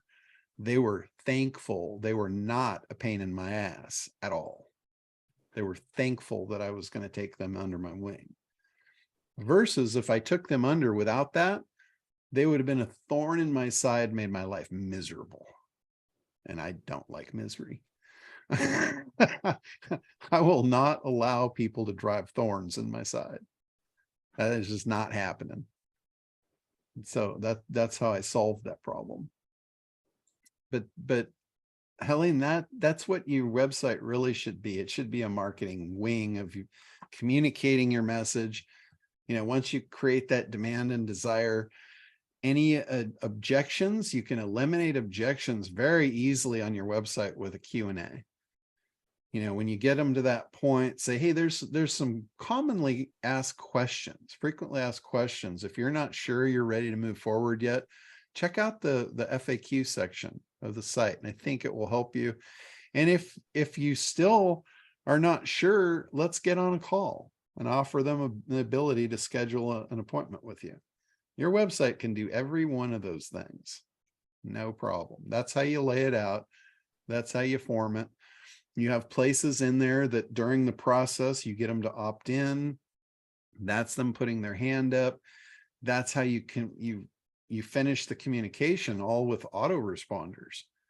So literally you figure the process out once. You say, what is the perfect process for someone to come through? And I just treat them like gold.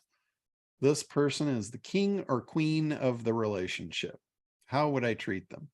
You plug all that into an autoresponder, and then everyone that comes into your world gets that same golden treatment all the way through. And you only had to do it once. And I would often tell customers, 20 years ago when I was helping them build their websites, I would say, look, this is going to be a little painful for a couple of weeks. So what I want you to do is I want you to pretend that the next customer through your system is the last customer you're ever going to get.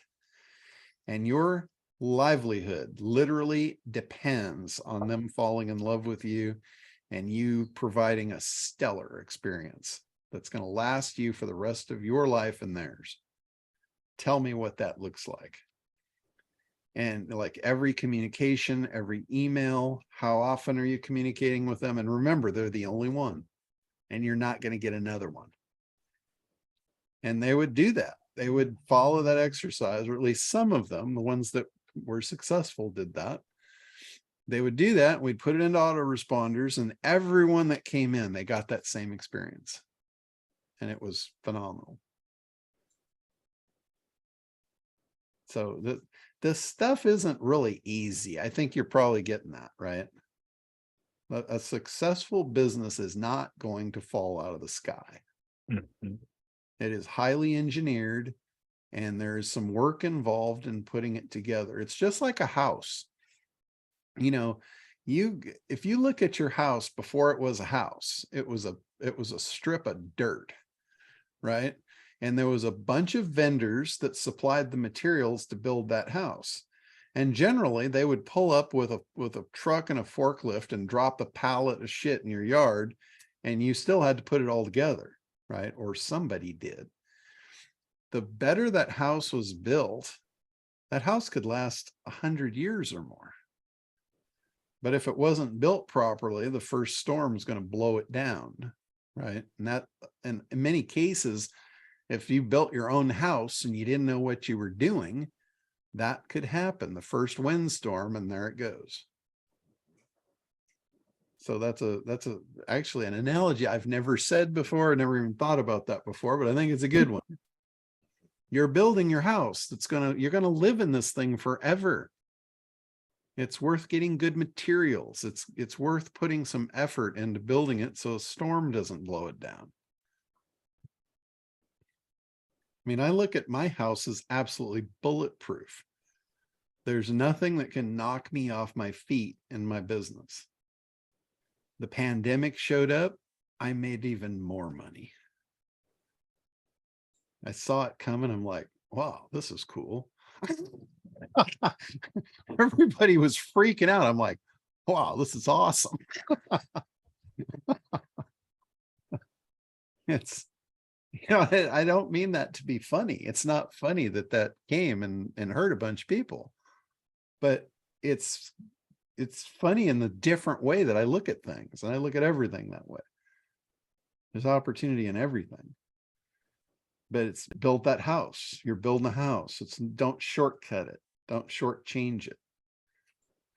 Yeah, and what would happen if you tried to build the house without a blueprint? Right? A mess. You'd have a mess. Yeah, you'd wind up with toilets in the kitchen and shit like that. I saw that house. It's in Arkansas. Yeah. So the floor plan, the blueprint of this is your strategy. If you don't have a strategy for your business, you don't have a blueprint to build the house. I see so many people dive into this. They go, I gotta have a website. Let me build a website. I'm like, no, stop. Don't. Work on a strategy first.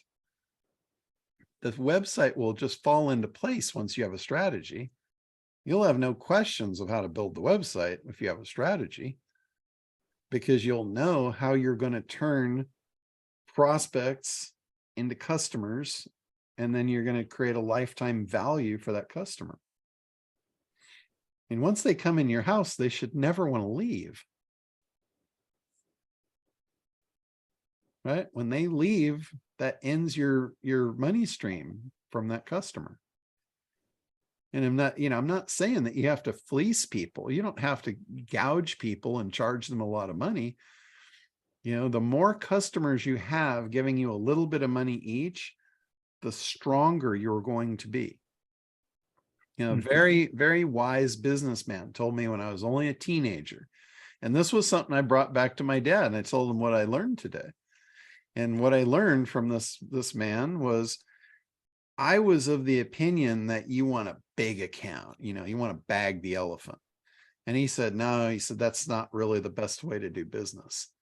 And I said, sounds pretty good to me. That's a lot of money for a little work, right?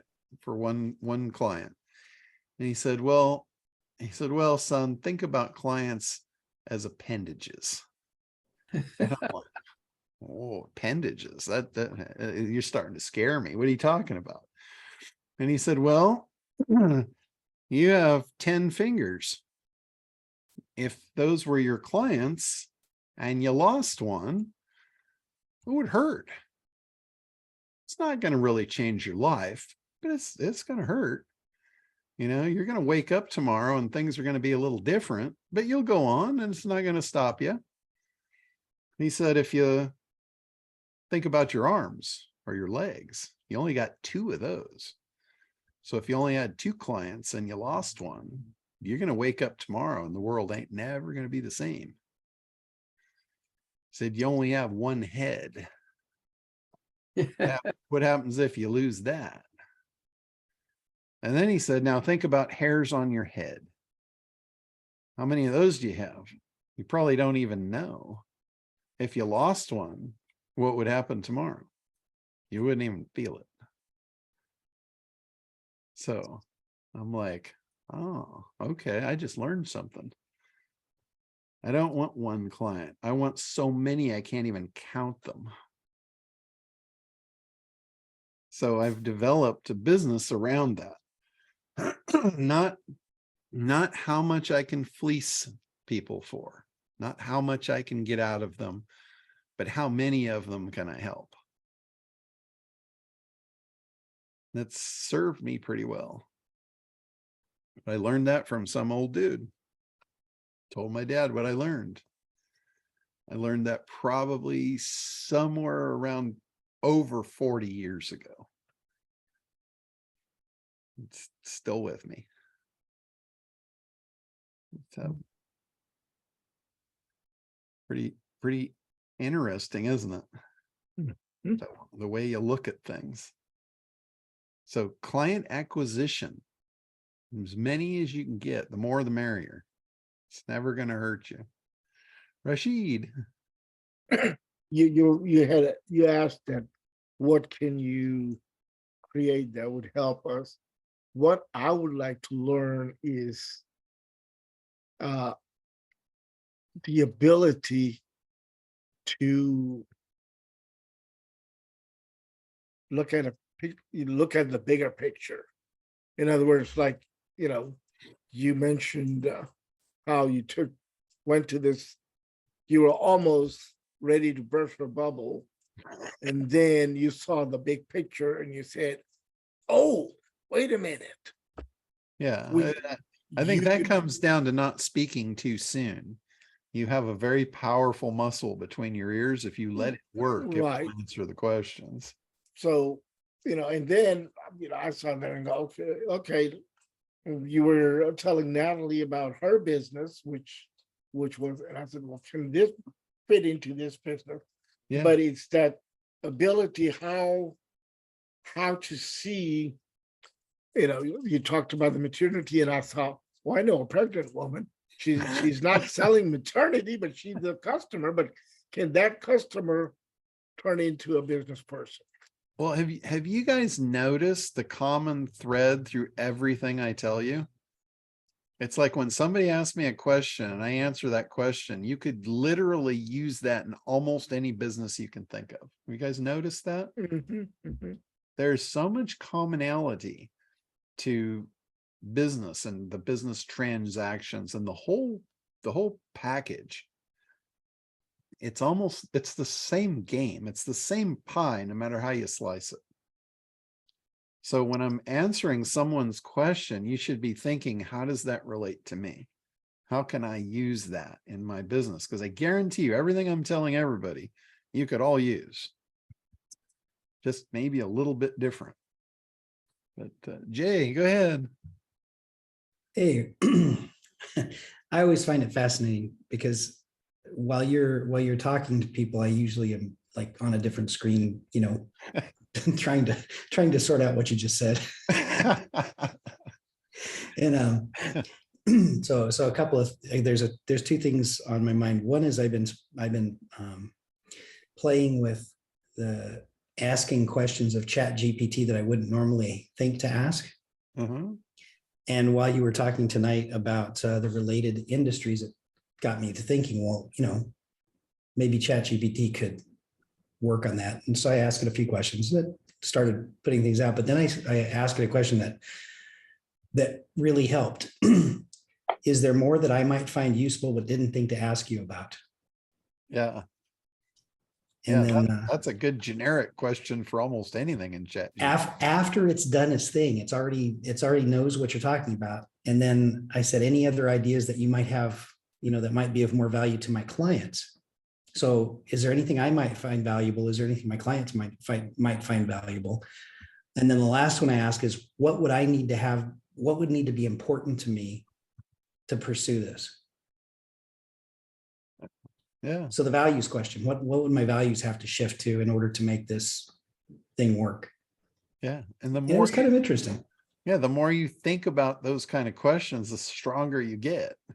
Yeah, they're just NLP questions. It's like interviewing, it's like listening values and going with a meta model and with a client. It's the same thing. Yeah. Yeah, that is awesome.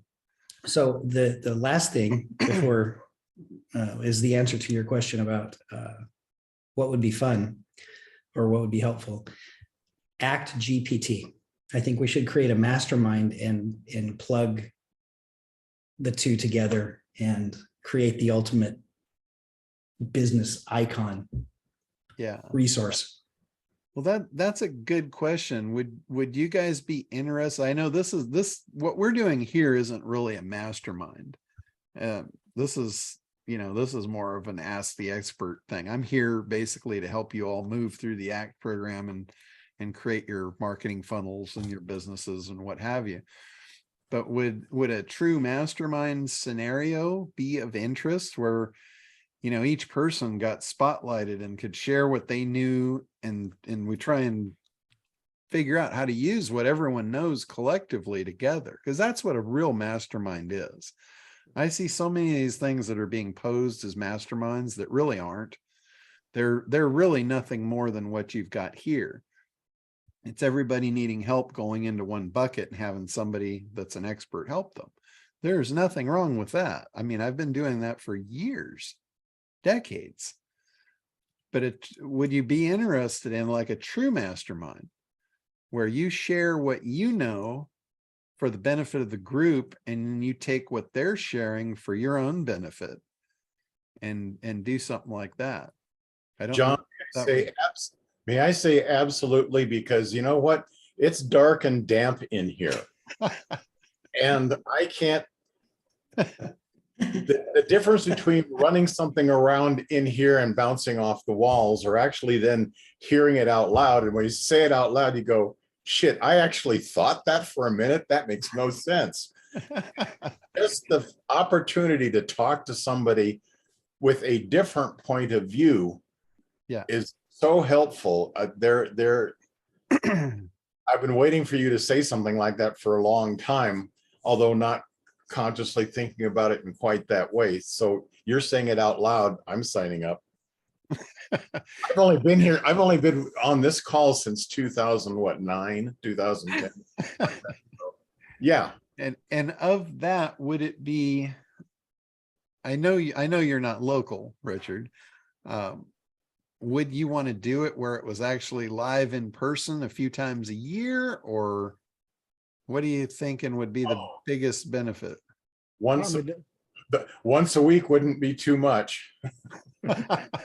And doing Zoom calls like this, the pandemic has proven pretty much that virtual is every bit as good as in person, and you save the drive time and all the other things. To answer your question, yes, I'm 1,158 miles from you. It's a 24-hour drive time, so it takes 3 days to do it. Yeah. So yeah. The only reason, at least you can drive on land.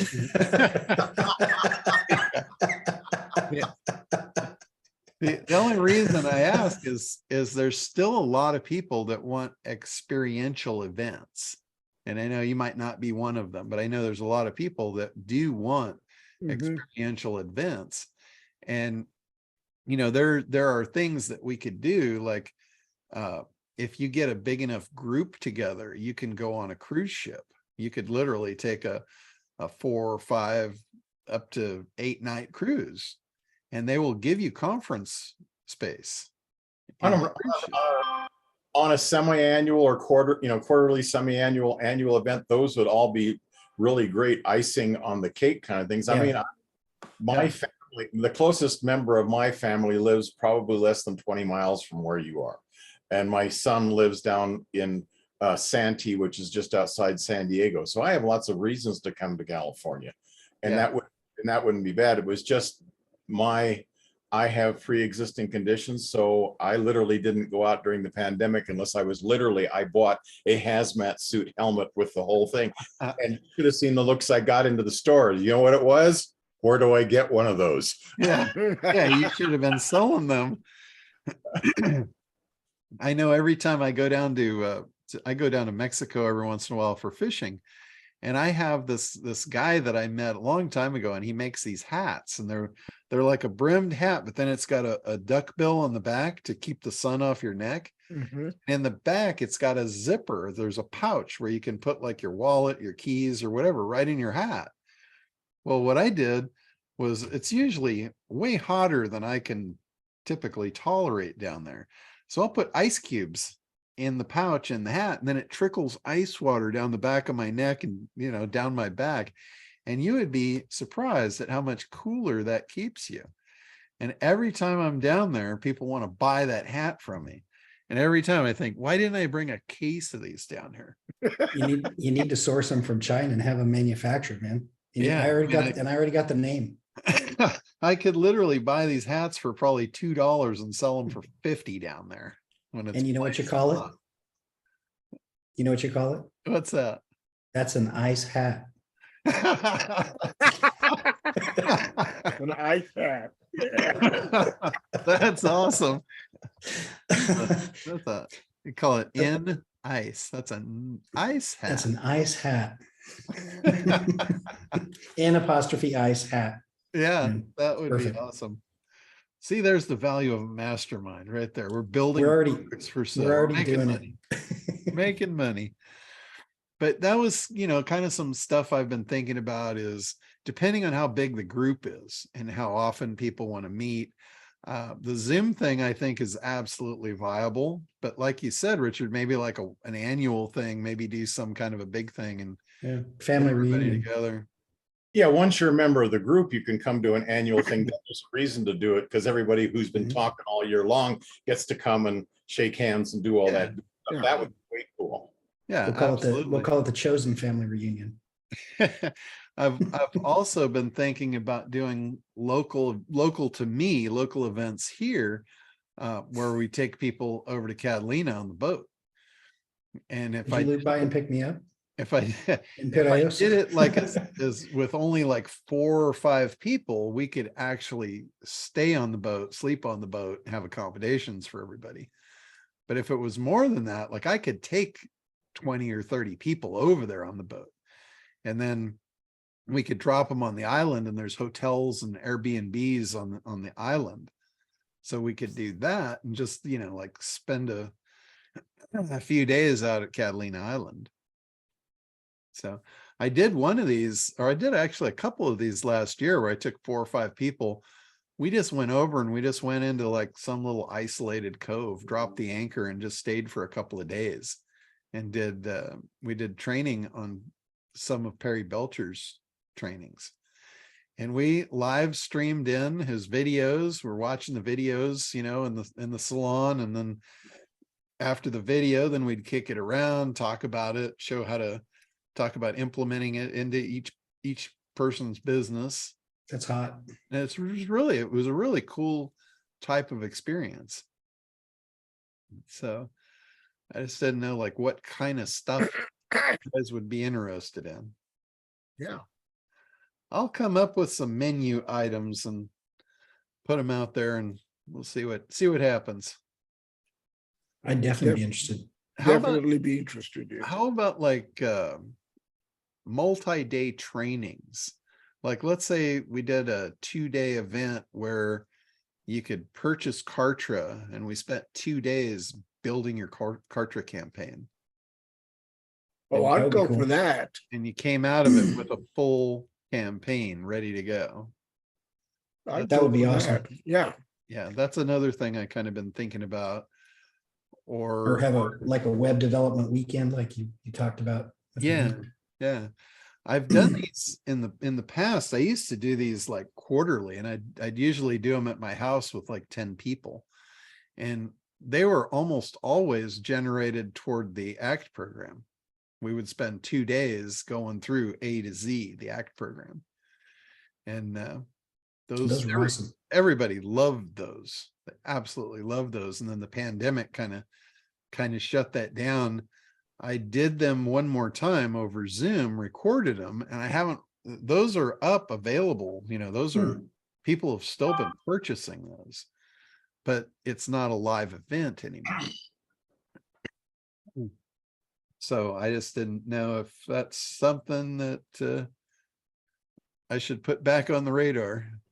I like the mastermind idea better, because everybody might not necessarily, I mean, I guess you can always learn something new going through the ACT program again. I mean, but I'm reviewing that thing constantly. So maybe doing it with a group might be better, but the mastermind where you really say, I got something like this, and you got everybody looking at it, is really, really.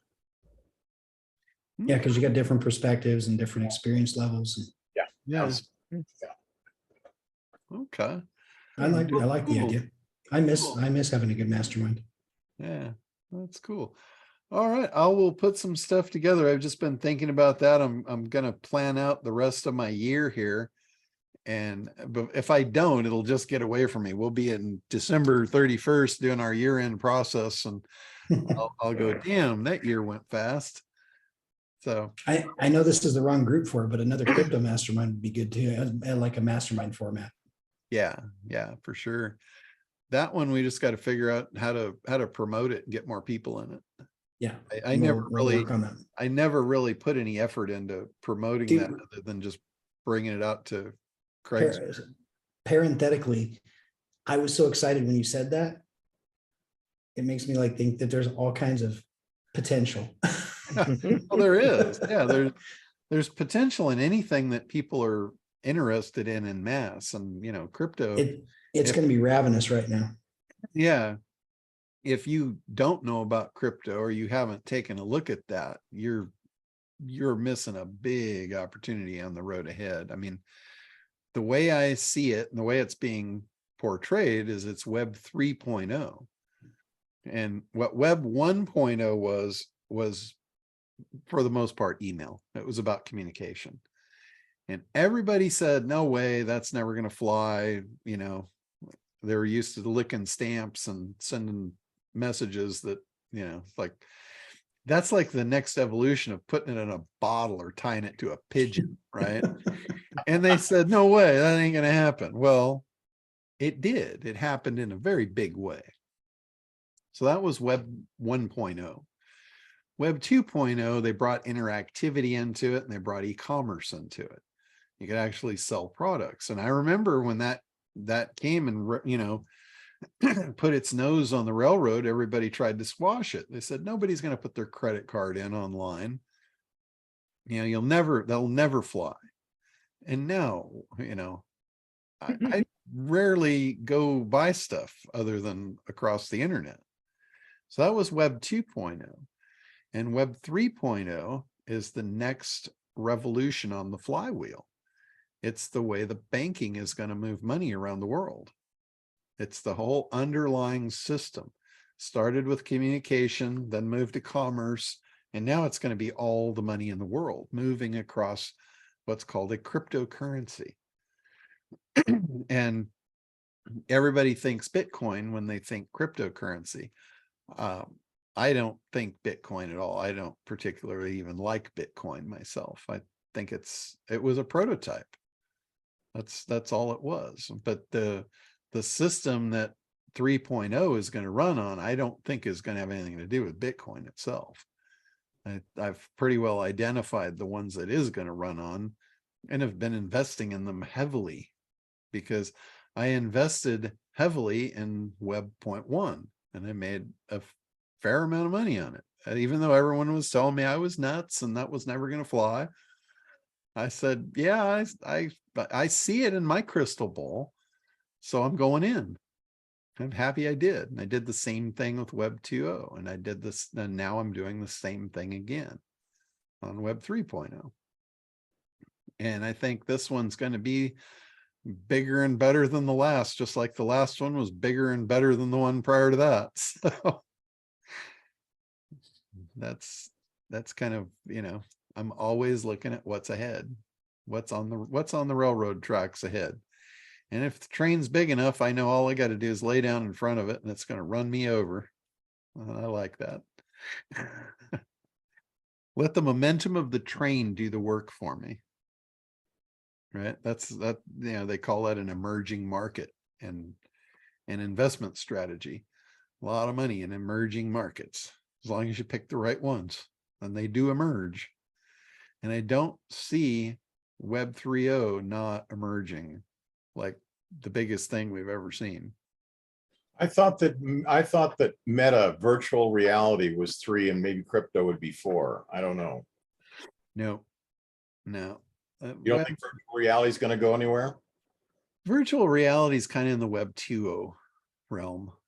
That's the way I see it. It's interactivity. It's interactivity and commerce. It's not moving the world's money around. That's banking is what I'm talking about. Web 3.0 is banking. It's banking and finance, basically. There's be a lot of stuff in the crypto world, but I think a lot of the little cryptos, there's literally tens of thousands of them now. And most of them are for, well, not most, but there's thousands of them in the gaming realm. There's probably 80 different categories that have, hundreds, if not thousands of cryptocurrencies in them. And it's kind of like everything else. Everything was like the Wild West when it first started. Email started and it was Wild West, spamming was rampant. There was no rules. There was no guidelines. There was no law and order, right? And it just went crazy until they put some rules around it. The same thing with commerce. My clients did well over $100 million in sales with no sales tax, right? Because it was Wild West. There was no regulation. The day that they implemented regulation on sales tax, I contacted every one of my customers and I said, all right, the roaring 20s just ended. We're going to have to collect sales tax now. That the game is over. And we complied from day one. As soon as we had solid regulation, I put sales tax modules in everybody's commerce platforms and we moved forward. And right now it's the same thing. You've got Wild West, there's thousands of cryptocurrencies. As soon as regulation comes into play, I think a lot of those are going to go by the wayside. Because regulation in this realm, when you talk about finance, the world of finance, regulation is expensive. It's kind of like if you're in the drug world and you have to get the federal approval on your drugs, the FDA approval. Little companies can't afford to do that. They don't have hundreds of thousands of dollars to go through regulation. Same thing with these. They're just going to fold up. They're just going to go away. What do you think the big banks are going to do about crypto? Because it literally is existential to them. I'm thinking that they're going to do their best to throw as much sand in the gears as they possibly can. And, there's already trying to outlaw crypto and all that sort of stuff. And that's not a new game that you're talking about. They've been throwing as much sand as they could shovel for the last 3 years, and they're about to lose the battle. This thing is about to click into gear. They can't hold it back. They can't stop it. Why? It's got so much worldwide momentum. And you probably haven't been following all the stuff behind the scenes of what's been going on with the bank collapses and, you know, and all this stuff. There's major problems in the world with banking and liquidity in the banks. And they're not solvable. They're not solvable problems. Well, they can nationalize the banks, which is where this last one kind of looked like they're heading anyway. Yeah. Which is really what they need to do from standpoint of control and all these other issues, is they really do nationalize it, but that's going to be a cat fight like you don't even want to think about. Well, ultimately, I think there's a few real power players in the finance world, and they're trying to position themselves to get into control of, you know, of all of this stuff. And let's see,